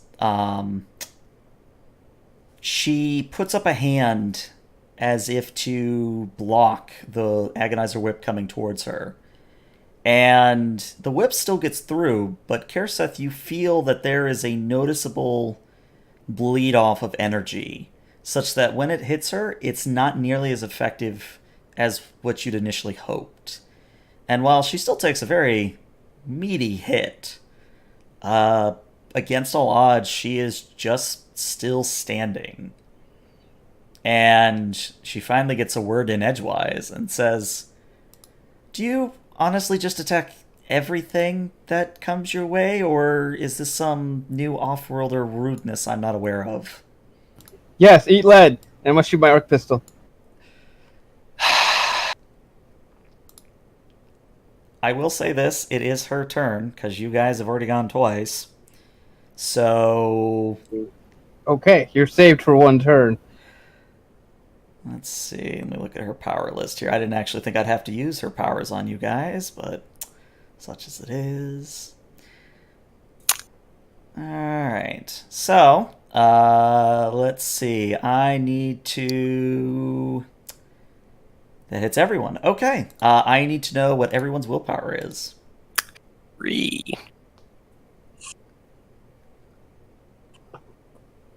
Four. 4. 4. 3. Okay. I'm going to roll left to right then. So, we're going to start with Karaseth and work our way to the right. All right. So, first roll is going to be this versus your willpower. I think she gets it. And I'm going to take some of that ruin. Then... Yep. That's some more ruin. Mm-hmm. And... You only get 1 ruin out of it. 'Cause Oh, I know. Alpha plus. Yeah. Psyker. Well, no, it's more that you only get a ruin per 6 on the Wrath die. Yeah, it's just the 1 ruin. That's my mistake. Yeah. All right. And then... Is that 5? Did I get 5? Yeah, that's 5. Then all of us get affected. That's ridiculous rolling, by the way. Holy crap. Like I said, I was not expecting to actually need her stats, so I just sort of threw together what I thought would be good. So it's entirely possible I overtuned her. No, it's fine. It's a psychic mastery. It's a fine number of dice. I mean, 11 psychic mastery is. It's just alright. You roll 5 6s on 11 dice. Yeah. It's just her DN is our willpower is. Yeah, willpower is never going to be very high, so like having that be the DN is just, oh my god. Yeah. Alright, so narratively, here's what happens. It's not quite a shriek of audible nature, it's almost like a shriek inside of all of your minds. And you are all immediately going to take, let's see, I'll just roll it for everybody. And I will apologize if this knocks anybody out, but let's see. So everybody's going to take 4 shock. And you must make an additional willpower test at difficulty 5, or you're staggered.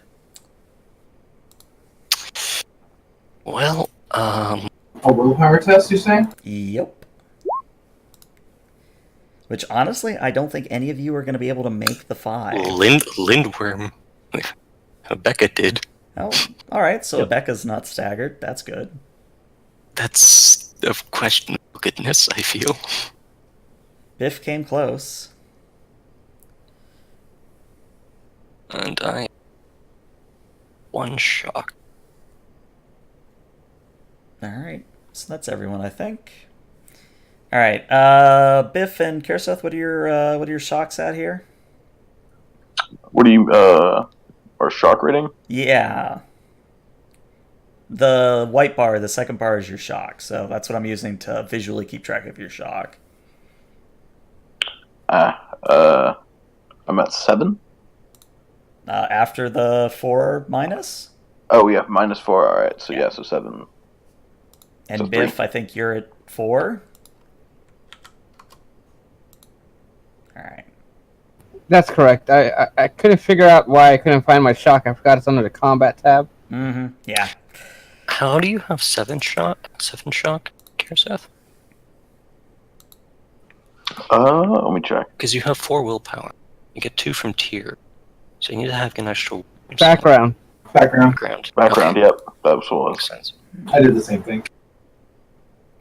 I took Alright. influence. So, again, narratively, Mhm. this sort of psychic shriek goes off in all of your minds, and as you all kind of reel from the shock of it all, she says, "Now I can do that again, or we can have a nice chat. Or I could just leave. There is that option, too." I'm What are you doing reeling here? I'm reeling on my feet, and I go, "Oh, god damn it! What did I do?" She actually looks at you and says, "Oh, well, it is fair. I just sort of saw a Sister of Battle and just assumed that you were going to shoot next." Is it our turn now? Because I want to go now. Yeah, it's your guys' turn. Call shot to the head. Okay. Can I interrupt him? You certainly can No. interrupt him. What would it be? Like a weapon skill to shift his... Oh, I'm going to let you decide how you want to interrupt him, but just keep in mind that while I do allow PvP, I'm not going to sit here I'm probably not going to actually attack him. I'm just going to just jam his rifle up into the air. Okay. like hit it with the backside of the chainsaw and just smack it up. Okay. Yes. How to resolve that, I wonder. Give us a DN, and we'll do an opposed athletics test. Sounds fair. Let's make the DN this would be- here. Let's make it a Ath- 3. Well, Let's if make it a it's DN if it's opposed, then we just roll against ourselves. We won't need it. No, the DM sets a DN, and we both roll against it, and whoever scores higher wins. That's how it is in the opposed. Alright. Yeah, I think you if you still wanna have do to that. succeed the roll to count. Yeah. Just how many successes. Alright. So yeah, let's make the DN here. Actually, instead of a 3, let's make it a 2. Okay. Your athletics.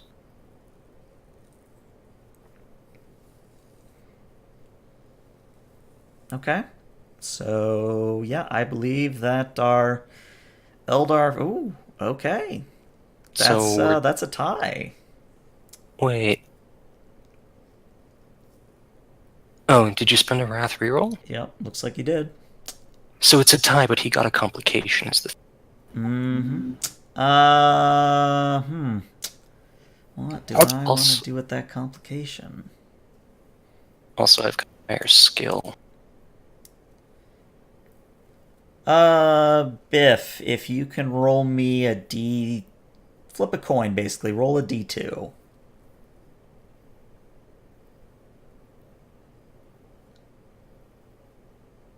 One will be heads, tails would be 2. All right, so tails is even with Arleth trying to, knock your rifle out of the way. You still get the shot off. Okay. Head. But yeah, go ahead and roll your damage. What's your defense? My defense? No, not yours. The Valhallan Ice Waifu. The I Ice think it's- Witch, think hers it's versus 6. ranged is 6. Oh shit, 6, 7, 8. Okay. DN 8 for me for the called shot. Mm-hmm.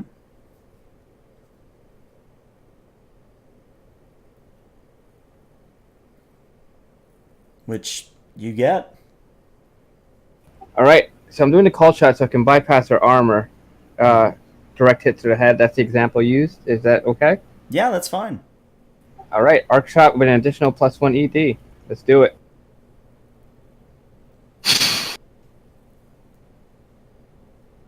Are you sure you want to aim for the head? Because you'll miss. No, he got the 8 he needed. He got she has 6, right? Mm-hmm. Isn't It's called plus shot 4. 2? It's +2 To hit a CS. head, it's +4. No, it's not. It's Check based the on the combat size. reference. Let's It's check. based on the size. It's placed. Check the combat reference. It says small, hands or head, +4 DN. Oh fuck! All right. Well, I went off the medium. I'm going for the +1 ED then. I don't care. I got the high strength weapon. Okay. So you're hitting or going, whatever. All right. So, again, the witch just sort of disintegrates, but this time she doesn't come back. And strangely enough, as she disappears, so does the storm around you. And you can see for miles and miles around now, the storm has quite literally vanished on the spot. In fact, you see chunks of ice and rock that were in midair just drop and plummet into the ground and embed themselves there. But for the moment, you're now Good. alone. Ugh, that was a good shot. It seems like only you had the good sense to open fire, Delta. And Karseth, I forgot about you. I exist. Good job. I've always been told to not suffer the witch to live. Ugh, I stand back up. This at this time I'm gonna stare at Arlaf. I'm gonna stare disappointed at you. I am going to stare haughtily at all of you. It's a Mexican three-way showdown. Staring If at we're this. all busy staring at each other, we should go deal with the beacon. The storm has disappeared. I feel like with so little shock left, we should maybe call a group. I can go take a medical care on the vessel while we're flying through the belt. Just go take a nap. I can do some Medicaid on everybody to clear everybody's shock. All right. I'm actually fine. I'm going to go ahead and proceed. Can you medicate me while I'm flying? I mean, we have a pilot, and the storm's gone, so you don't need to fly anymore. Well, all right. Let's go. All right. So just from a mechanics standpoint, now this I do know. A regroup is approximately 1 hour long and is really no different than a D&D short rest, which means that during this regroup you recover all shock. I think whoever the is, I'm the not entirely wounds sure. are what you recover with a Medicaid check. Shock you just restore. I know I could do field first aid to clear shock, but it's going to take us an hour to get there by vessel anyway, so might as well do a regroup on the vessel and are flying over to the beacon. So it's fine. I don't have to do any rolls, but we'll all clear the shock off. Mm-hmm.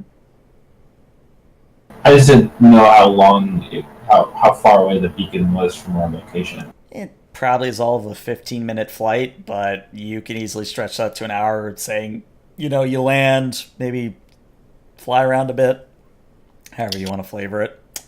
Yeah, we should scout out the position also from the air. So we shouldn't just land right away. So we will probably circle around it a couple of times.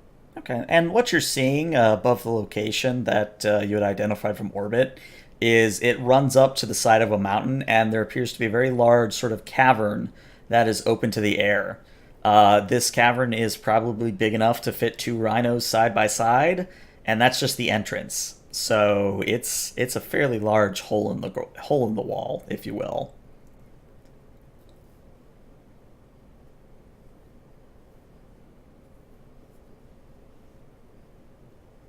Yeah, I don't really have any equipment for scouting on me. Reset your shock, guys. Yeah, we took a Oh, regroup. right. Yep. Does somebody want to scout it out? Mm, I will. Somebody with a better stealth than a 1? yeah, that's not. Nah, counts me out.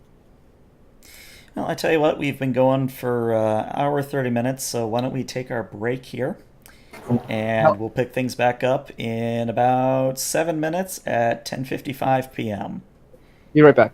All right, BRB, everybody. This roll is for test purposes. It has the right number of dice. Good.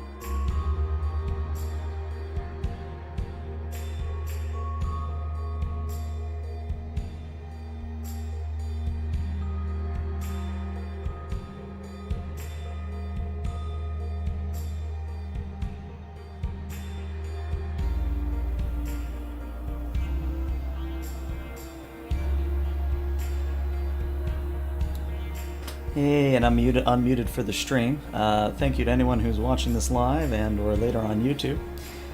will apologize for what appears to be a lack of understanding of the rules on my side. It has been a very busy week, and I'm still learning the system, unlike much like everybody else. Hopefully things will get a little bit more streamlined as we go. But again, as I said at the top of the round, well, not top of the round, top of the session a few sessions ago, this is a learning experience for everyone involved. I'm just mostly concerned with keeping the narrative moving. But yeah, what was I going to say beside this? Oh yeah, if you are subscribed using Twitch Prime, remember you have to manually do that every month because it's dumb. September ended 3 days ago, so no more September. So yeah, I think that's it for stream announcements I've got. And I'll just go ahead and unmute myself for everybody else. And I'm back. Still here. Cool. I appreciate the rules checking. It, like I said, I have very basic notes on page numbers and Yeah, it's fine. stuff like that, but it's not perfect. I usually end up doing it for my other GMs. I've got a pretty decent memory, and while I haven't actually read the entire core rules, I've read a lot of the Fantasy Flight stuff, so I generally know where stuff is. Yeah, like the Fantasy Flight stuff I can sort of do off the top of my head, but this one, not 100% yet. Yeah. I did miss my archetype bonus back during the ship fighting. I should have gotten an extra die on all the interaction tests, but yeah. That'll come up later, I'm sure. Yeah, and I think what I'm going to do, having now done ship combat twice, I'm going to try and bring over my experience from Star Trek Adventures, because I really like the ship combat in that. There's a lot of actions for people to do. It's very intuitive about who can do what, and it still has some of the same limitations where you have to do some movement sometimes, and you also can't spam weapons to end the encounter. Like, it's at an increased difficulty type thing. Yep. But I'll have to sit down and figure out how to translate that into the system.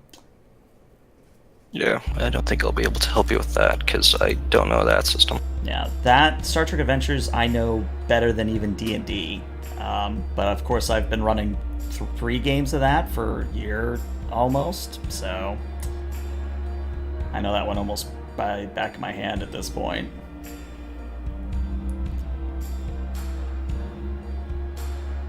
But I am a bit amused that you guys chose to straight up attack the Ice Witch before, talking to her. I mean, her name is Ice Witch. Well, I don't know what we were supposed to do. Well, at the start, I think our assumption was she was chaotic. When some people just shot first because psyker. I was open to talking after she basically put us all down in a single go, but then Biff shot her, so. Honestly, though, Psyker's the worst. Yeah, and it's not like I'm going to force an NPC on you guys. Like, I know were I a worse GM, I already feel pretty bad about, not knowing all the rules, but I feel like a worse GM might have actually, done it to you guys again, and I just don't think that's fun. Like, if you guys aren't going for the combo, I'm not going to force it. I know so many GMs that would have forced it. Yeah, I saw the wind blowing. I wasn't going to force it. I would have loved the convo. My character would not have loved the convo. Yeah. Right. I didn't mind her. It's just when someone else starts shooting, Since I forgot to generate the objective at the start of the session, I'll just do it now. Maybe it'll come up. Unfavorably evaluate a facet of another species. Hey, just late.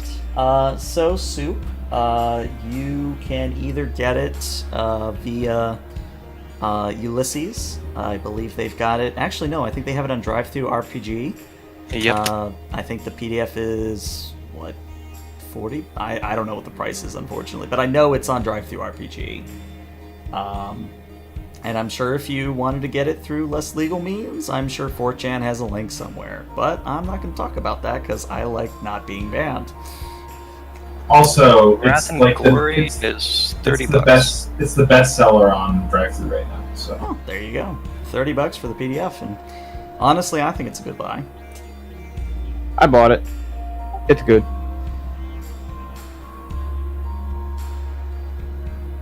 But yeah, if everyone's back, we can get back to it.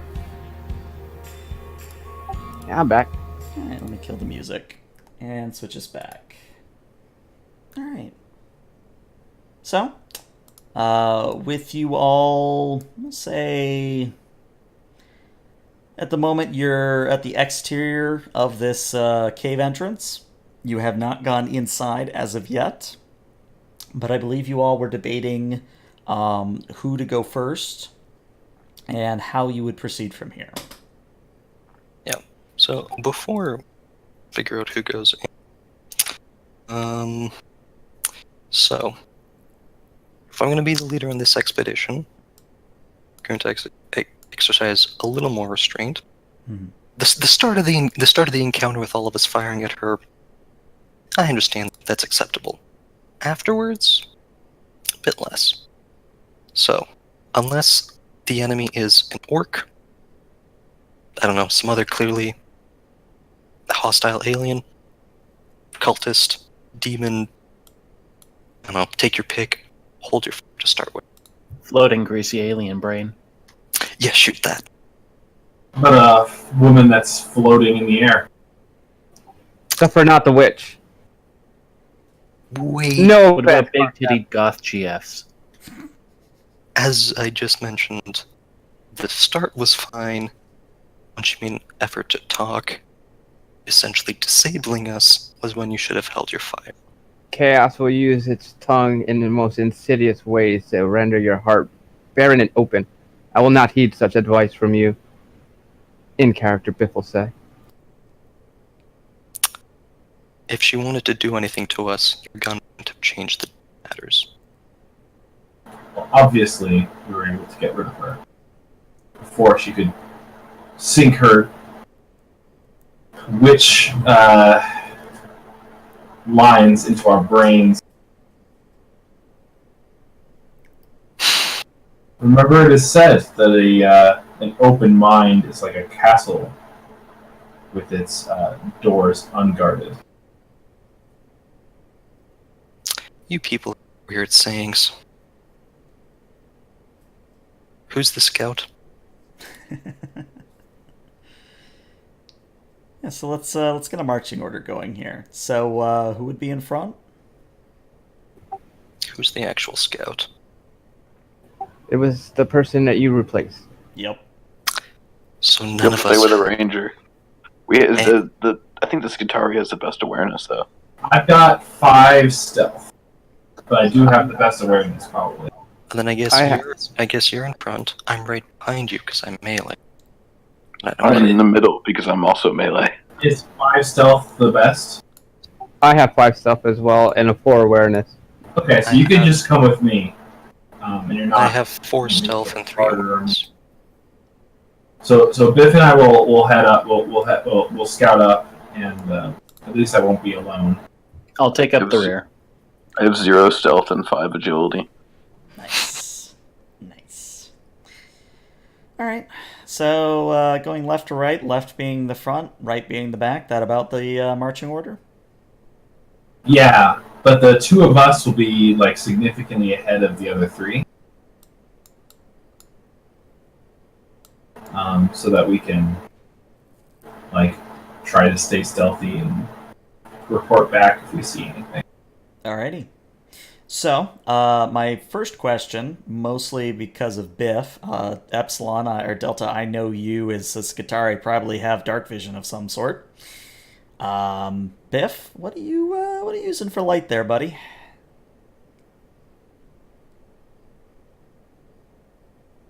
Let me just check my sheet real quick. Sure. Alright, I'm going to go ahead and try to use my Scrounger ability to retroactively acquire some, what are those, Prey Sense goggles? Okay. Just gotta see what the DN is to acquire that. Let's see.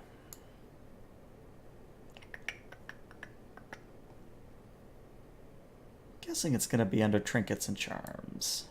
Oh no, it'll be Oh, under is it? tools and equipment. Is it like nighttime now? Is that why? Well, I mean, you're going into a cave. The cave is not. Oh, light. yeah. Yeah. Gotcha. Let's see.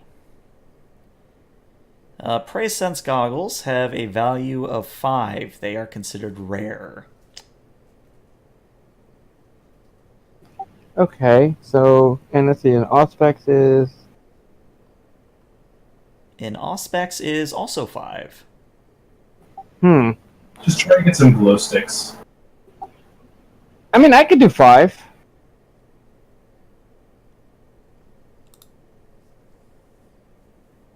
Got a cunning of 8, so let's go with the 5. I'm gonna go for the what do you guys think, Auspex or Prey Sense? Cunning isn't what you use to acquire. Oh shit, you're right. I It's have to find it. influence. Yeah, it's just influence. You could do like a resource test. Hmm. I mean, I could make the influence test, but We only have what, like 2 wealth right now. Yeah, I think it's not great. I'm rolling at a 5. Let's see how this acquisition stuff works. So what the rarity is here, which is and its value is 4, right? Let's see. For him specifically, though, receive plus rank to cunning test, doesn't account here. May make a single retroactive influence test with a bonus of plus rank once per session. Never mind, I can't because it's not retroactive. So Yeah. Yeah, I actually got influence 6 for this, so I'm gonna do that. Okay. Well, Auspex and Prey Sense are literally exactly the same. So you get 8. Yeah, Oh. the survey So not says... only do you fail, you get a complication. Nothing. Which, Yeah. You're just gonna fail there, buddy. In fact, So- prior to the campaign, you rubbed a whole onion into your eyes. so, you may be permanently reducing your wealth by 1. 'Cause you No, may- I'm just gonna give the GM a point of ruin. No, that's. I mean, I guess it's GM's call, but Well, let me find That's the- 264. that's the last step of items. Influence test. Well. Yeah. Rolling a 1 on the Wrath die during an influence test permanently reduces wealth by 1 to a minimum of 1. Yeah, I would say let's do that.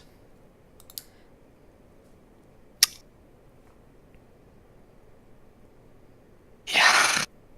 So the question remains, Biff. How you seeing there, buddy? I am just gonna light something on fire and say fuck stealth. Okay. Would you be lighting a torch, a flashlight, some other implement? Yeah, a torch is fine. Okay. So, Delta, you being stealthy, which is odd coming from a Skitari, but hey, who am I No, to judge? we'll split up. We'll split up. I mean, I'm a ranger. Like I can scout. Needless to say, when Biff lights his torch and holds it up, everybody can see Biff. Biff might not be able to see everybody, but everybody can see Biff. I mean, I don't think it's that big a deal that he has like a torch or something, because like dark vision is not like as widespread in this universe as is in like in Dungeons and Dragons or whatever. So if we see like light ahead, we could have him dim his torch. You know what I mean? Yeah. So it wouldn't be too big a deal. Yeah, it's, just kind of. I just don't want him running into walls and shit. Actually, I could probably just like keep an arm on his shoulder and lead him around. Oh, So you want to do that instead? Yeah, let's do that instead. All right, I'll do that instead. okay. All right, so Delta, you're up front. I need you to make me an awareness test as you delve deeper into this cave, and as the passageways twists and turn and otherwise lead deeper into the earth. All right, 5. So, Delta, you come to what appears to be a metaphorical fork in the road. You see that there are two pathways, one to the right, one to the left. And the right one kind of curves off continually to the right, out of sight. And the left just goes straight for probably about 50 meters and then turns itself. And looking around with your 5, you do see that there is a little bit more wear and tear along the walls of the left side passageway than of the right. Okay. I'm going to use the butt of my rifle to gouge a sign in the ground pointing to the left, and then I'll lead Biff to the left. Okay. That was the worn tunnel, right? Yes. Yeah. Okay. All right. So you kind of curve. Unless anybody wanted to split off, you all head down this left passageway. You keep going for a little bit more, and this time you are able, Delta, since you're up front, if you could roll me your stealth, please. Or if you don't want to be stealthy and you just want to walk up, that's fine too, but I figured I'd give you a chance to do a stealth. Okay. I only got the one. All right. So I'm not great at it. I'm going to preemptively put you on this map, and then I'll describe what you're seeing. Sure. And obviously the rest of your tokens are on the edge of the map because I can't put them off the map, but that's kind of what you're seeing up front here, Delta. And I'll move for the stream here in a moment. All right. So you come to what is basically a large amphitheater within the earth, and you see immediately that amid the stalagmites and stalactites and the columns of rock, there are not only orcs themselves as well as Gretchens, but also equipment of all sorts that would be, I would say, of use to an orc. So you're seeing some foodstuffs. You're seeing a captured Grox over here in this pit that's to the lower left. You're also seeing what appears to be about 5 or 6 boys themselves, like the one you encountered before. They are all painted purple. And way in the distance, across from where you are, on a raised sort of dais, there is a green-skinned knob that looks like he has a necklace of teeth. And for the moment, none of the orcs seem to have noticed you, even the one that is pretty much right next to you. In fact, the orc here next to the pit is just sort of yelling at a Gretchen in the pit to get the Grox moving a certain way, and the Gretchen's just sort of like, eh. But for the moment, nobody's noticed you. So I turn and I grab Biff, and I just start moving back towards the rest of the warband to tell them what I see. Okay. And I guess I should qualify, in case I wasn't clear, this entire space is lowly lit, so Biff, you can sort of see in here. I mean, I wouldn't go trying to read something on a wall, but you can see enough to get around and shoot at things. Gotcha. So Delta, explain to me what's going on. I mean, you saw the orcs also, Right. but So what do you want to the do? rest of our group. So I go back to the rest of the party, which isn't too far behind us, and I say, "Orcs ahead." I saw at least 2 of them, one large one in the back of the cavern.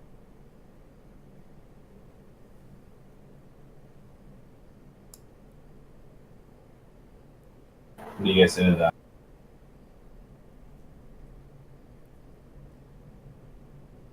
Yep, did we lose people? Sorry, one more time.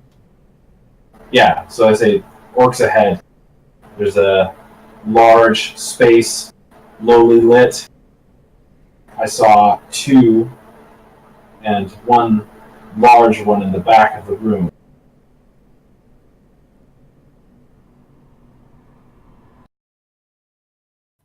I say we charge in and attack in his name to spread the word of the Lord in the form of bullets.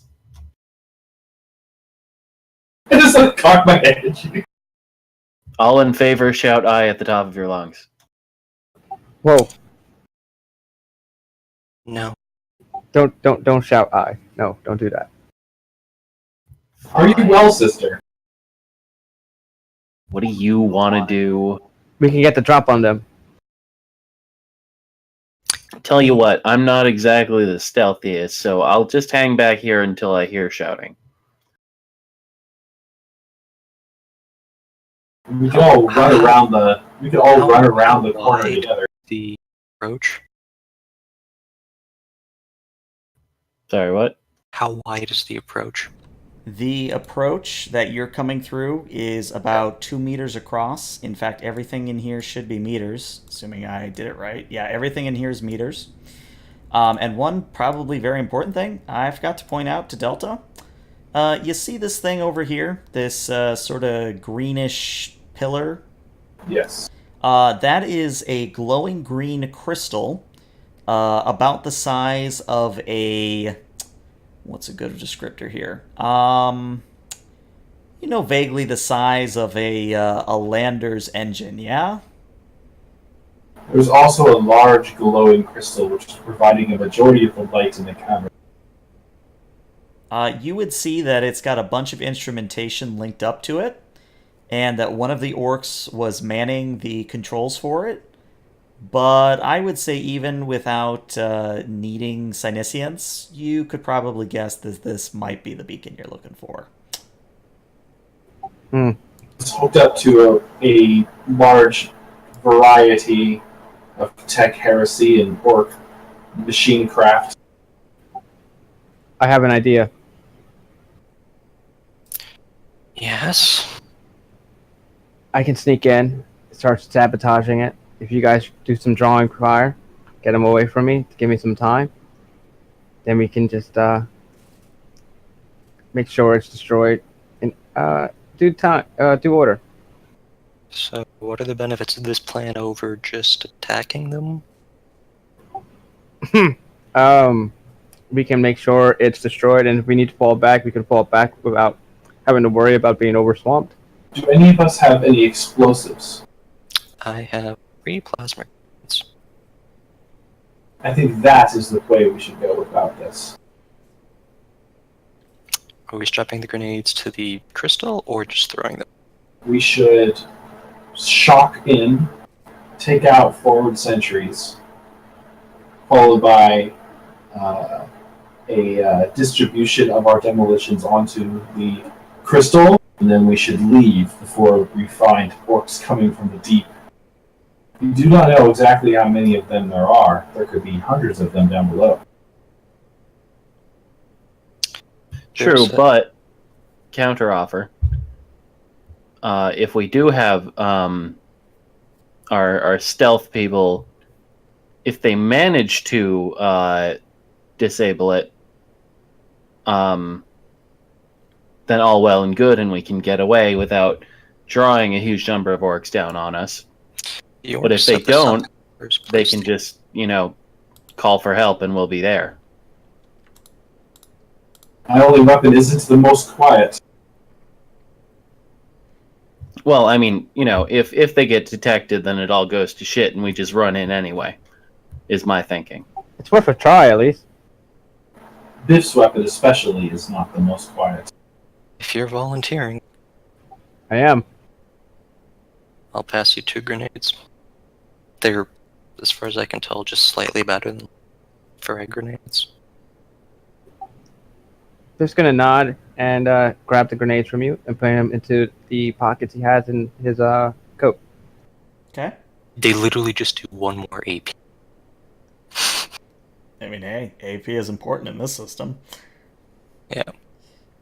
All right. It's just funny how, a frag grenade that's, compact, easy to manufacture, and hyper simple compared to a miniaturized plasma grenade is just, it's the same thing. I just find that funny. You never know. They can errata it. What is the damage on that? Frag grenades are common value to 10 plus 1 ED. Plasma grenades are value 7, very rare. 10 plus 1 ED, AP1. It's just... It's not exactly great. Alright, Still, I'm not going to be using it, so sure, take 2 plasma grenades. Alright, so tell me what you're doing, and let's get some rolls going here. Just for clarification, the first time I'm going to try stealthing through a combat area. Uh-huh.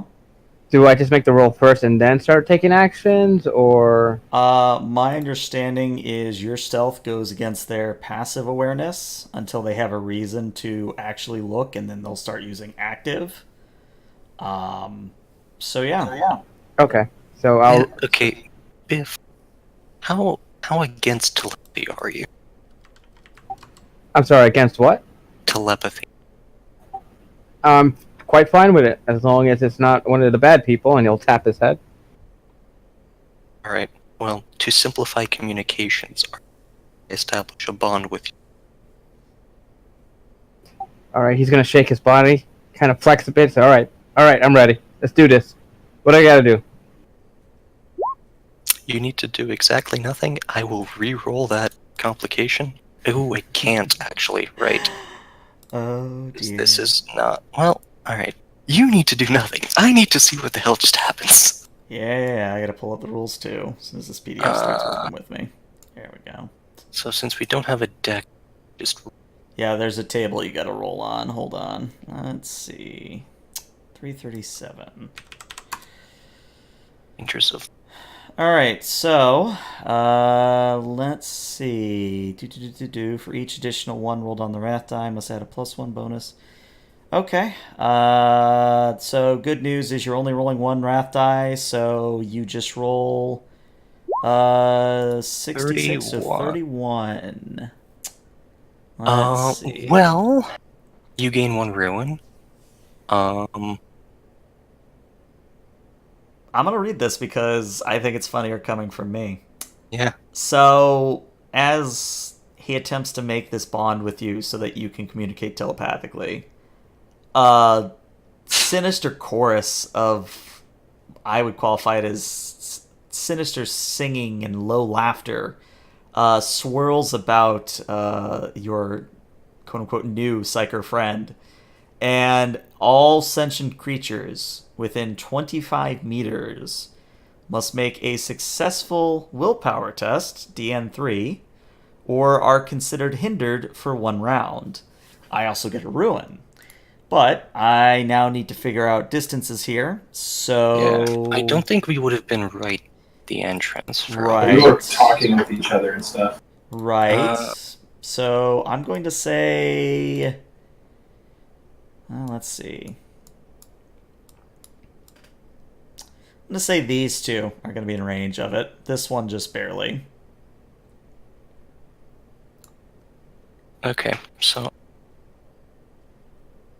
The boys might realize there's warpy stuff. I guess there's a question if they actually get significant. Well, one way to find out. Let's see. Where's my...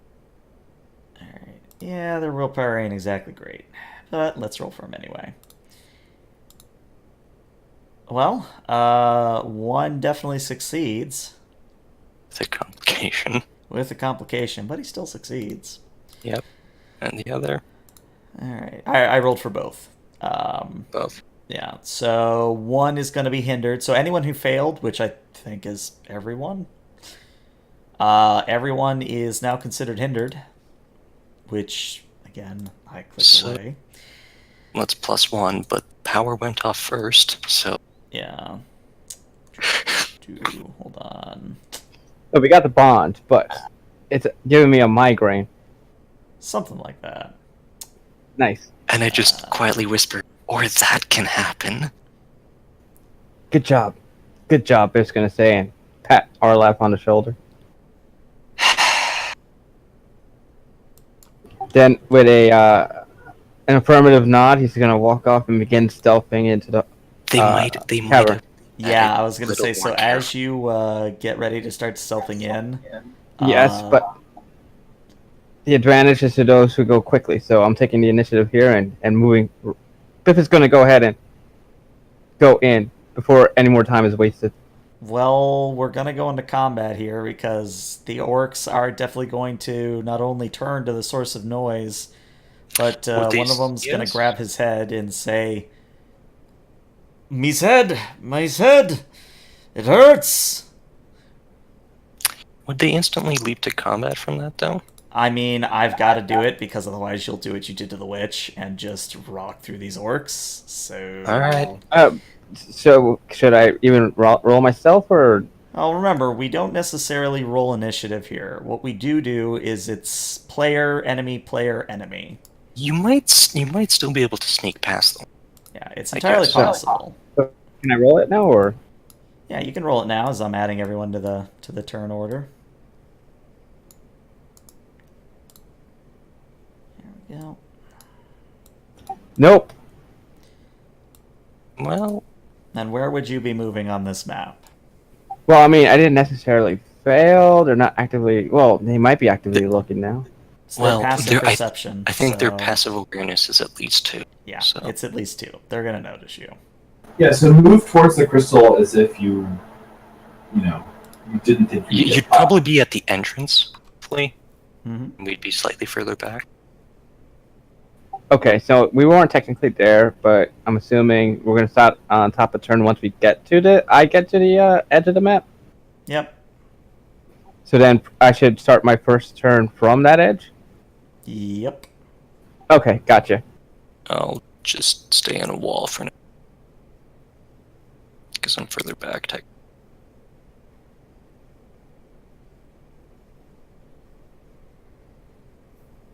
Alright, well, before you go running off in that thing, do you have the movement for it? Yeah, my speed is 6. Okay, just making sure. And, whew. Okay, I'm gonna actually do a multi-action. Okay, what is your multi-action? I'm gonna go ahead, combine a run with a ballistic skill attack to throw the grenades at the damn thing. So, what's the level of darkness in here? It is low light, which I believe does give him an additional plus one or 2. +1. It'd probably be like a +1. How much noise is there? The noise you just made probably invalidates that. True. It's more that one of the modifiers is raucous noise, which I think kind of defines orcs. It's not quite that loud. At least not here at the entrance. So with a +1, you're just barely edging past there. Actually, but I think your grenades kind of spoil that. I was gonna say, actually, I think I'm gonna not multi-action and just do a run and get to the thing and then drop down to it using my simple action. Just gonna kneel down. Okay. And that'll end my turn.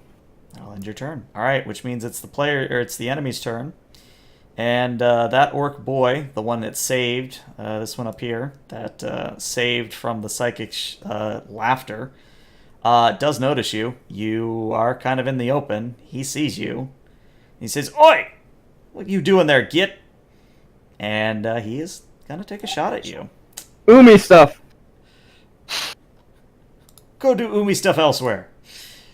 Alright, let's see. His ballistic skill isn't great, but what is your defense? It's not great either. Well, I need a number. It's 3. Okay. Well, he's going to roll a 4. Alright, so... With a critical. A critical hit, yeah. Well... But he can't do crits because it's only a troop, right? Yeah, this one's only a troop, so good news there. Bad news. That's how much damage you take.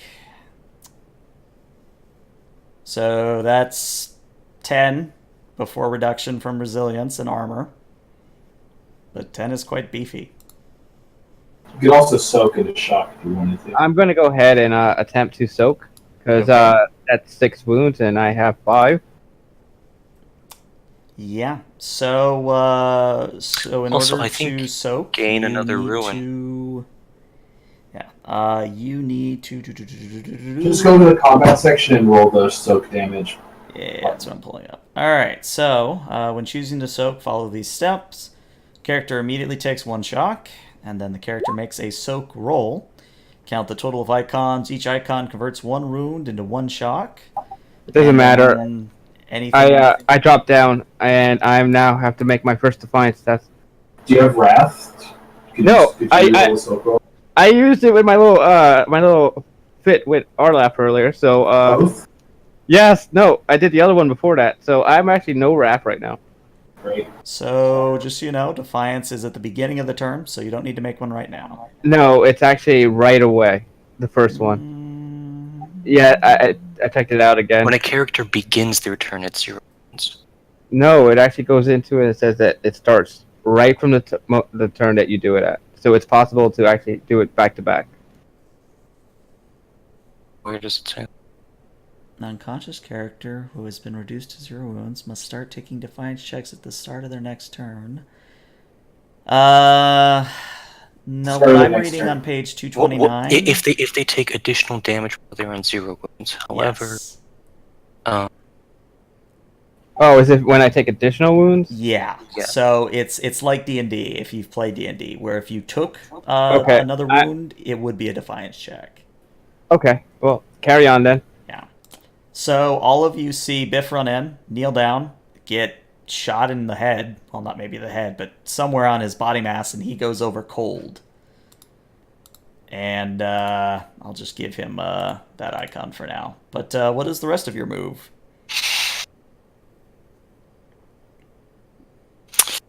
Somebody charge this boy here.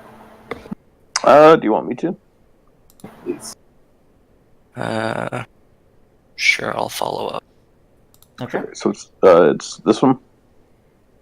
Yeah, because I want to be able to get, like, shots off on this fire thing. Alright, well, I'll hit him with my thing. I don't even have to move. And due to that, I'm going to, because, Create Fire, I believe, only takes my move. It only takes my move action.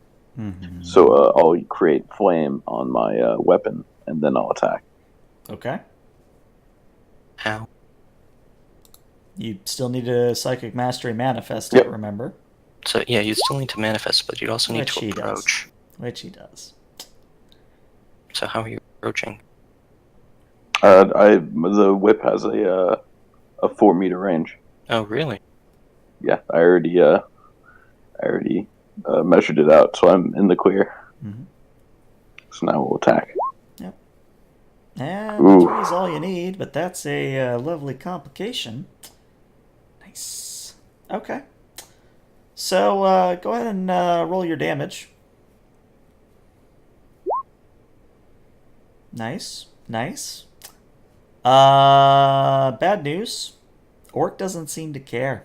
So, well, no, even with your Create Flame, it would have given you some... Because I think I've given you traditionally a bonus dice for it. I think it does. I think I just add on the flame quality, I believe. Let's double check. God, I've got so many pages open. I'm trying to find one that I'm not using at the moment. Let's see. Because if it gives the flame quality, that's one thing. If it doesn't give the flame quality, then that's something else entirely. All right, let's see. Let's try 352.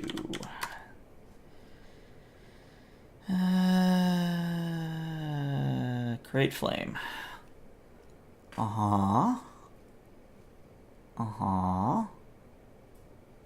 When making a melee attack, this flame can be used as a weapon, inflicting 8 + 1 ED damage.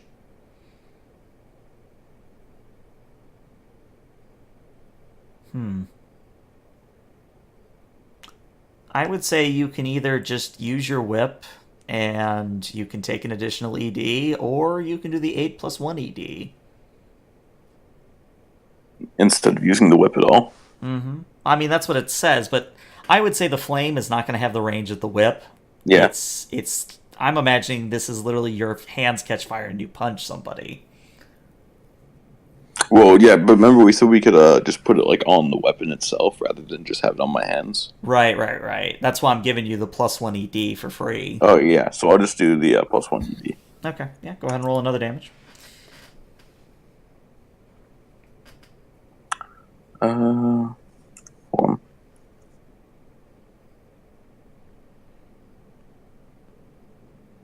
Yep, still not enough. So, Nope. somewhere between either hesitance in your strike or simply the orc just really does not care. The whip just sort of slams across his back and he says, "Oi!" And he turns around and sort of stares at you questioningly. And that's Kerseth's turn, which means the next orc boy is up, and it's going to be the one you just attacked. So tell me what he sees exactly in the entranceway. Who would he be able to see? Obviously, Kerseth. But what about the rest of you? How far back are the rest of you? I'm a little further back, only a few paces. Okay. Del Becker, probably. Hey. I'm probably at the same sort of distance. Okay. So, would it be fair for me to say that Abeka and Kerseth are at the front? Yeah. Okay. Okay, so let me flip a coin. Hey, Abeka, you're the lucky winner. What's your defense there, Lindworm? Just a second. A 7? Yeah, I don't think there's any way in hell he's gonna make this roll. Yeah, only got a 4, so does not hurt your defense at all. I need Yeah. 7 defense. Yeah, I was gonna say, wait a second. How are we getting 7 defense here? Are you sure that's not Wait, your? yeah, let me just double check. You might have like 7. What's your initiative? Hold on. That means you have 8 initiative, which is cool. It says your defense is 2. Wait.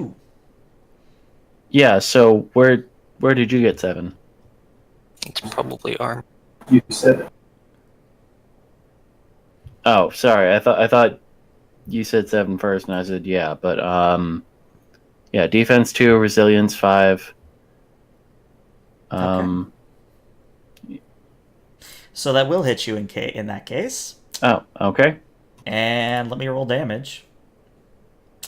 TPK by orcs. Well, that's one way to end a session. So, She's got power armor on. She'll be fine. She probably won't even take any damage. Yeah, 10 damage, no AP. You have 5 resilience and 5 armor value. Yeah, doesn't touch you at all. Rock and roll. Mm-hmm. Maybe I should be in front. Yeah, maybe. And it is now your guys' turn again, whichever one of you would like to go. Now that orc boy is done, do the other orc boys look like they're all like rousing up this round? I would say they are starting to look in your direction, yes. Okay. So I'll move to there. Do I get a good sight line on that one? As long as you can see it on the map, you can shoot them. I was just wondering for like cover purposes and stuff.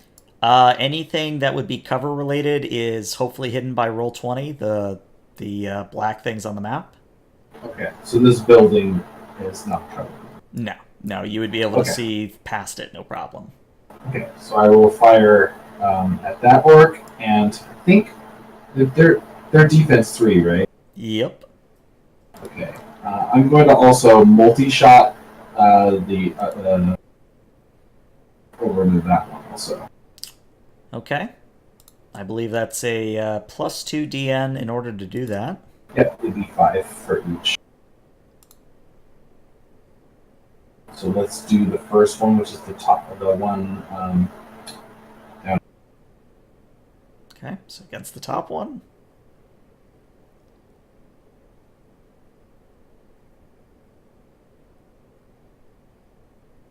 Six. Certainly enough to hit it. And then I do 11 damage to it. 11 damage. I'd convert the exalted icon into a glory because we're probably gonna need it. No, I need DN5 because I'm doing 2 shots. Yeah. Oh, he right, needs yes, you to- do, right. Yeah, he needs it. Alright, so that's a total of 10 Damage? No, that's 11 11. damage. Let's see, and they have... Right, I nerfed these orcs because I looked at their stats and say, what the hell? So yeah, you do 1 point of damage, and since they're a troop, he drops cold. Okay. So you dome an orc, the same orc that put Biff down, and that orc is no longer. And you 6 on the other one also. Okay. That is Damage going to there. be 10. It's actually plus 1 more BD because I'm within. Am I in short range? 30 meters? Yeah, I'm in short range, so I get extra BD. Okay, well, go ahead and roll the extra bonus dice. Does matter. Didn't do anything. Yeah, It's just not 10. enough. Not enough. You need 11. The magic number is 11. And unfortunately, Orc does not care. But hey, you took 1 down, so small condolences. Alright, so up next is the Orc that you shot and didn't seem to care. Now cares a whole hell of a lot. Let me check his speed real fast. His speed is a grand total of 6. Let's see. Yes, he's gonna move here, which should be behind cover. And I think he's gonna hold his action for when he sees someone come into view. Yeah.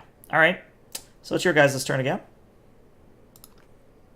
We have Arlath and we have Sister Rebecca. Whichever one would you like to go? I'd like to attack. Okay. And just open up with my bolter on the orc boy. Okay. Which orc boy? The one directly in front of us. Okay. Okay. That's all you need. All right.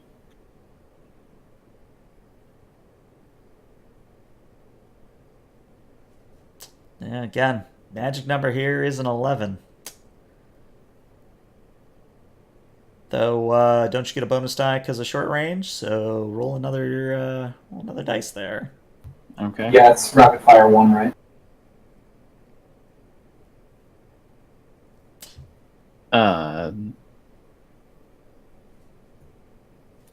Sorry. Which dice am I rolling? A d6. Yep. It's always a d6. I know. Yeah, It feels it's stupid 11. for That's that all you need. question. That one drops dead. Alright. Explodes in bolter fire. Yep, that one Riddle. definitely gets turned into chunky purple salsa. Alright, so up next is going to be the Knob's turn, actually. And the Knobs is just going to scream something in Orcus, which I'm not even going to attempt to replicate with my voice, but imagining it shouting wah and charging forward. So, let's see. He can go a grand total of... Oh, wow, he's actually slower than the others. Interesting. Alright, I can count to 10. Let's say he gets to there. Yeah. Gets to there. And he is charging at you all with his big choppa raised, and looks like he's gonna pretty much charge right at you guys. But it's now our last turn. So I'm gonna move.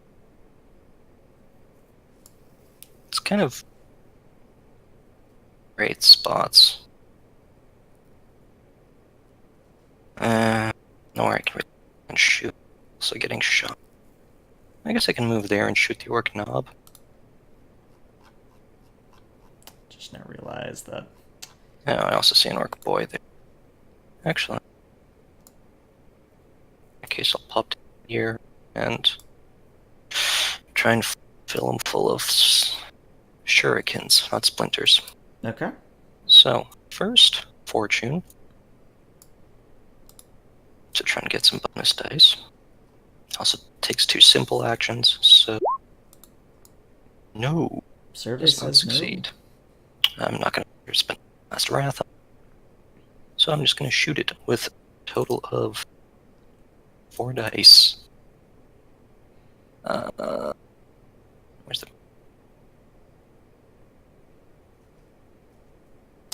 No, close, Ooh, but not quite enough.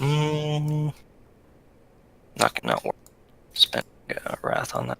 All right. So at this point, it's the orcs' turn again, and it's actually going to go back to back because there's no more players left.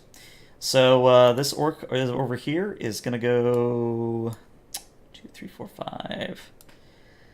It's going to get it to about there. He doesn't have a big choppa, but he does have a regular choppa, and he's running at you guys. And then this one here is going to rush about here. Same thing, choppa raised. And we come to the top of the initiative order. And it's y'all's turn again. We can do Biff first if Biff would like to go first, but it would be pretty much his role, and then it would pass back to the orcs. So, you can save me to the end of this turn order. okay. I think I'd actually rather have you go first. Well, no. Yeah, let's try I and get some could- shooting in. I could aim and kill both these orc boys probably if I go first. Well, let's do that. Okay. So I'm going to aim and I'm going to do a multi-attack and shoot both of these orc boys that I can see. Okay, so these two here. Are those two? Okay. And those are the only two I can see. The knob's like half in cover and the other one's completely obscured. So. Okay. Yeah, I have to remember that as the GM, I don't get to see dynamic lighting, and those on the stream only get to see some of it because they see all of your tokens. But, yeah, go for it. Okay. So let's go into the first one. Those. Crap. Yep, so that's not enough to hit it, because you Oh, do boy, need a some 5. And I'll do the second one. Yep, Also still bad. not enough to hit it. God damn it. Okay. Never mind. All right. So, Orc Boy in the front that you shot at is going to rush forward, his movement speed, and will attempt to hit you with his choppa. So, let's see. Let's go ahead and roll the attack. Wow. Just All wow. 6. What? Wow. Just wow. The odds Well, of that. So it's a critical hit, and you can shift 4 dice to damage, or 3 dice to damage. Jesus Christ. How All do you right, well, feel about an let's all-orc party, boys? yeah, let's do this. Let's roll damage first. Okay, and so then that was we can about resolve that things. was about a 1.3% chance of success. Not success of that happening. So, good news. Extreme crushing failure. Yeah, good news. Only It only 9 does 2 damage. It only does 2 damage to me so far. Before I shift 4. Or 3, and then Well, I'll tell you what. Critical Let's resolve this critical hit before we do anything else. All right. So let's see. Critical hit chart. I need to roll 66. All right. 66. 49. It's not 66. Ah, is I did it quite wrong. correct. You're right. I did it It's wrong. 2d6. 66. Even worse. Well, I'm sorry. this is interesting. What would you say is your oh, favorite orc list? boys can't crit me because they're troops. Oh, you're right. You're right. They're troops. Good thing So too. just 'cause just otherwise- 3 bonus. So just 3 bonus damage die. Yeah, because otherwise you were about to lose a limb. So good job there. So yeah, that's going to be a grand total of 12 damage before reduction. No, you need No, to you get the roll. bonus dice.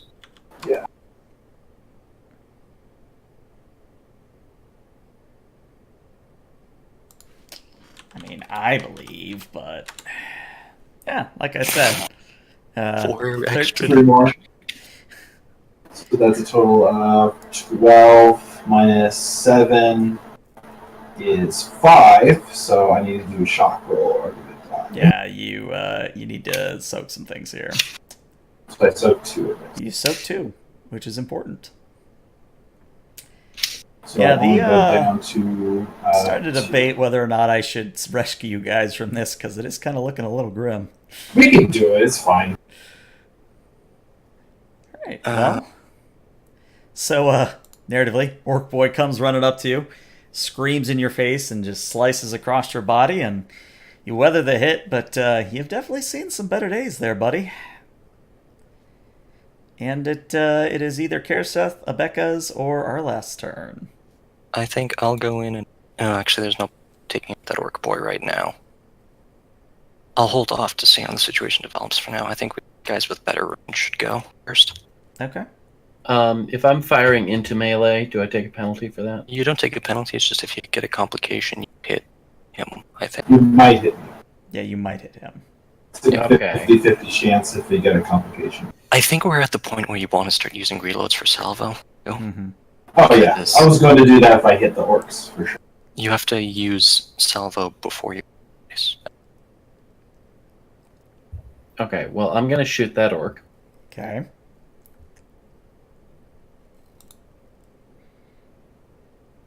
Which you do. Okay. And you can shift the thing to damage too. So Yep, roll you can shift 2d6. that icon for damage. I think...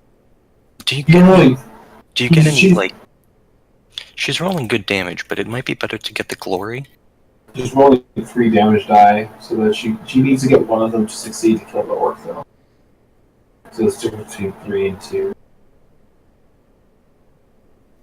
That's true. I wasn't able to kill the orc before until we shifted it. So I think you should Alright. roll 3 damage die. And then another d6. And 2d6. Sorry? 2d6 because you're in rapid fire range.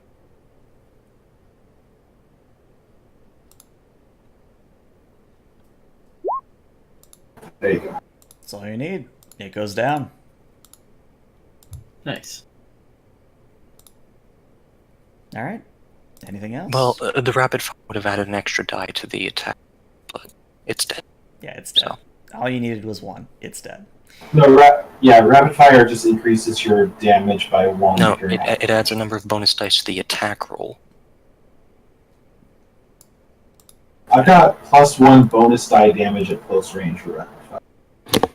Then I don't know what to tell you, but it says adds a number of bonus dice equal to its rating close range to attack roll. Let me go reread that. Yeah, I was going to say, I'm going to need to do some serious reading after this. That's what I'm getting out of this. But for now, let's just keep things moving because we do have to end at midnight. So this orc boy over yonder is going to run right up to here. And it's going to see Arlath. And it's going to take a shot at you. What is your defense? 3. That's damage. Not quite yet. There you go. Only 1 hit. So, yeah, does not get enough hits to hit you. Which now means it is the player's turn again. Which means Bith, Arlath. I guess it's Arlath or Karseth. I would like to try and go after Orc Knob. Because I Okay. think if I get into it, I can do a decent amount of damage. So, Okay. Karseth or Bith first, I'd say. Want me to go first? Sure. Alrighty. I guess, what were we thinking? This one?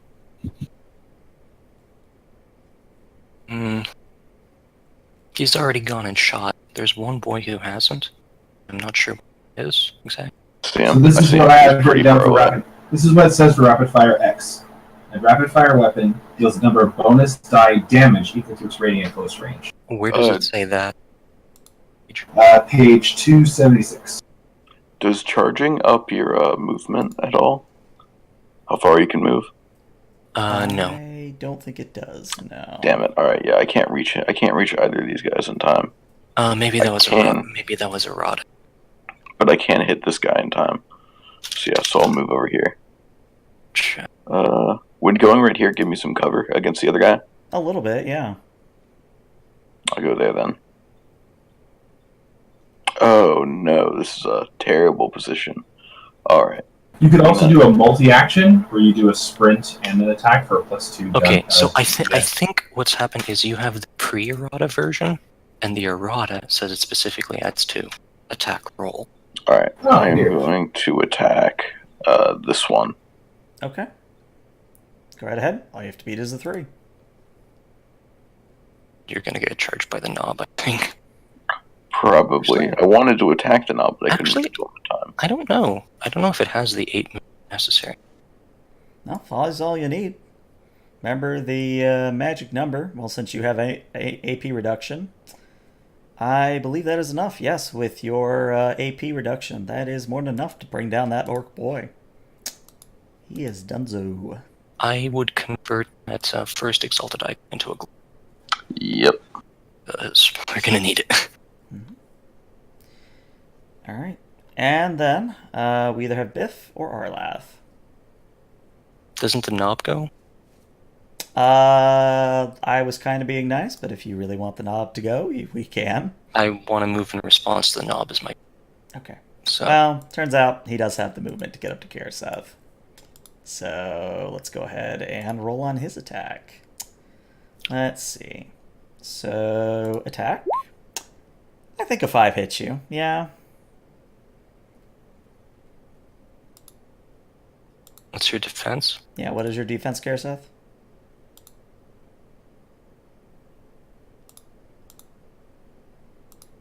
What's my defense? Defense of 3. Yeah, it hits you. Alright. Whoa, wow. Okay.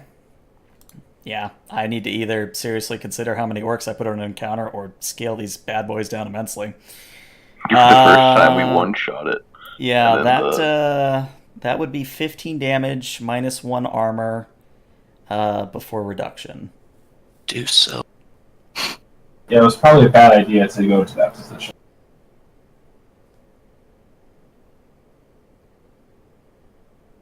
Yeah, I actually did not see one of the orcs, so I only thought it was one orc. It was blocked from my point of view. Yeah. Yeah, so when I got here...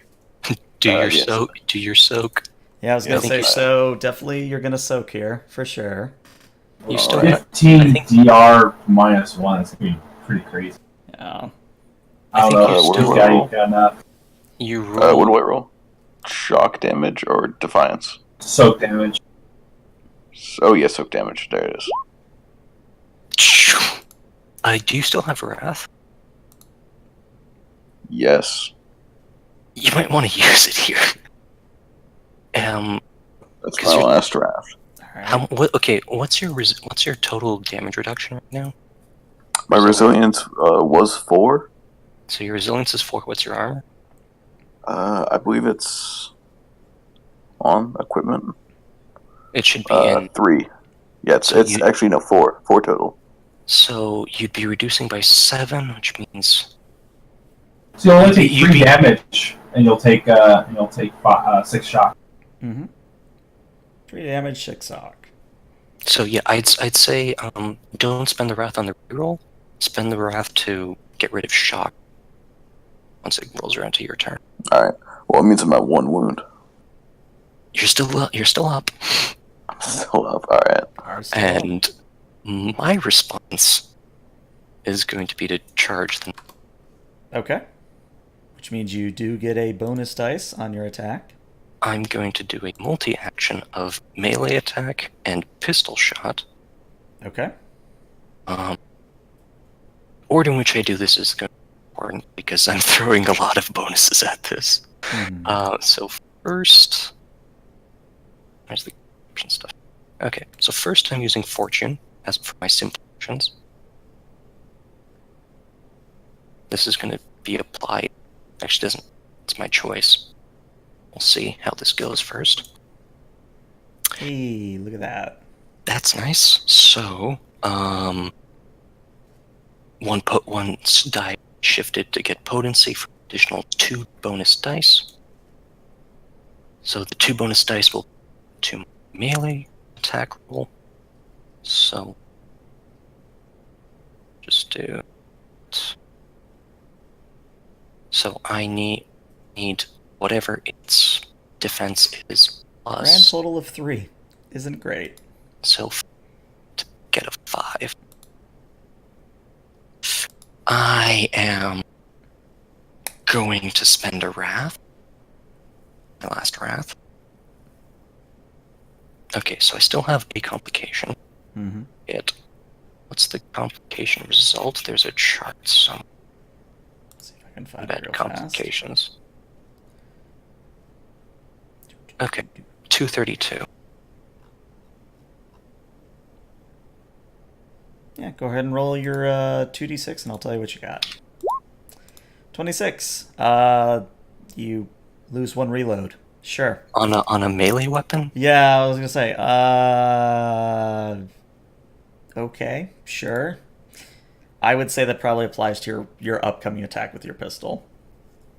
Because I would imagine it that as you come up with your sword, you're maybe a little bit too zealous. And okay, so I guess I'll say I don't salvo on that. Yeah.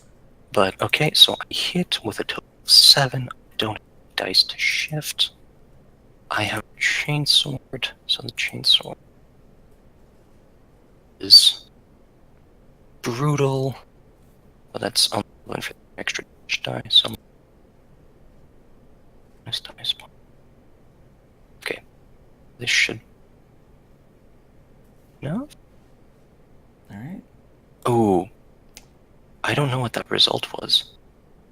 Well. And it is okay. So it's either a 4 or 5. Because chainsword brutal applies a +1.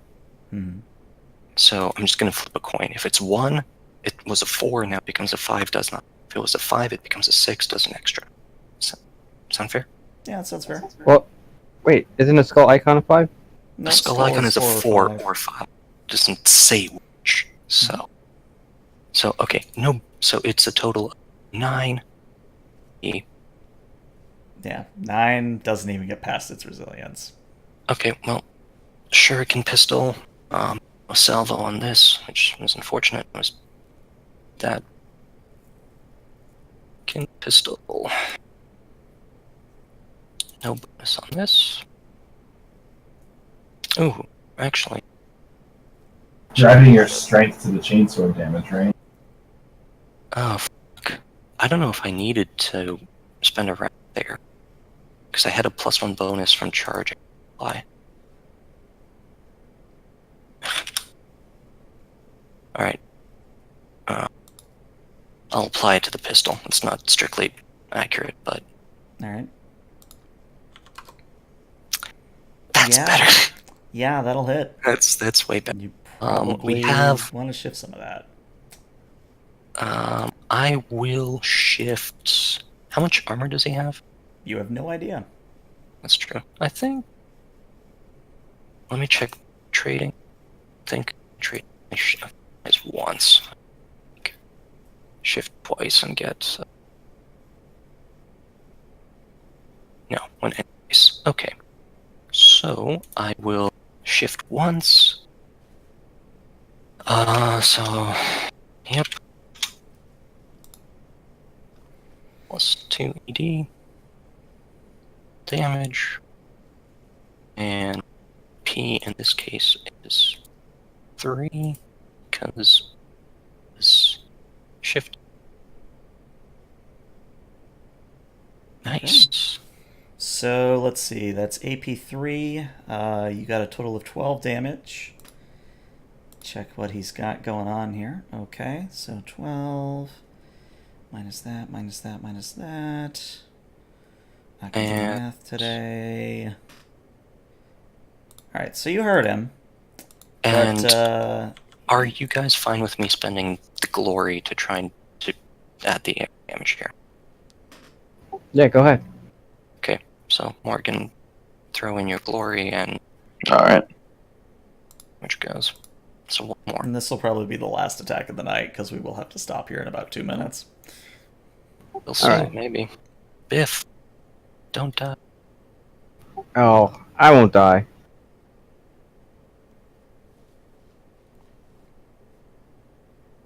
So, finds check.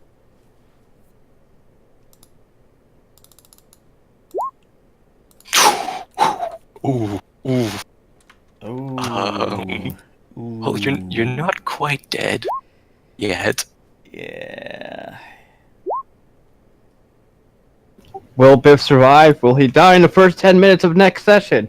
We'll find out next week on the Valhallan Crusade. We have one turn. We have 1 turn left. Yeah. All right. Well, 1 minute left. Can we have 1 turn?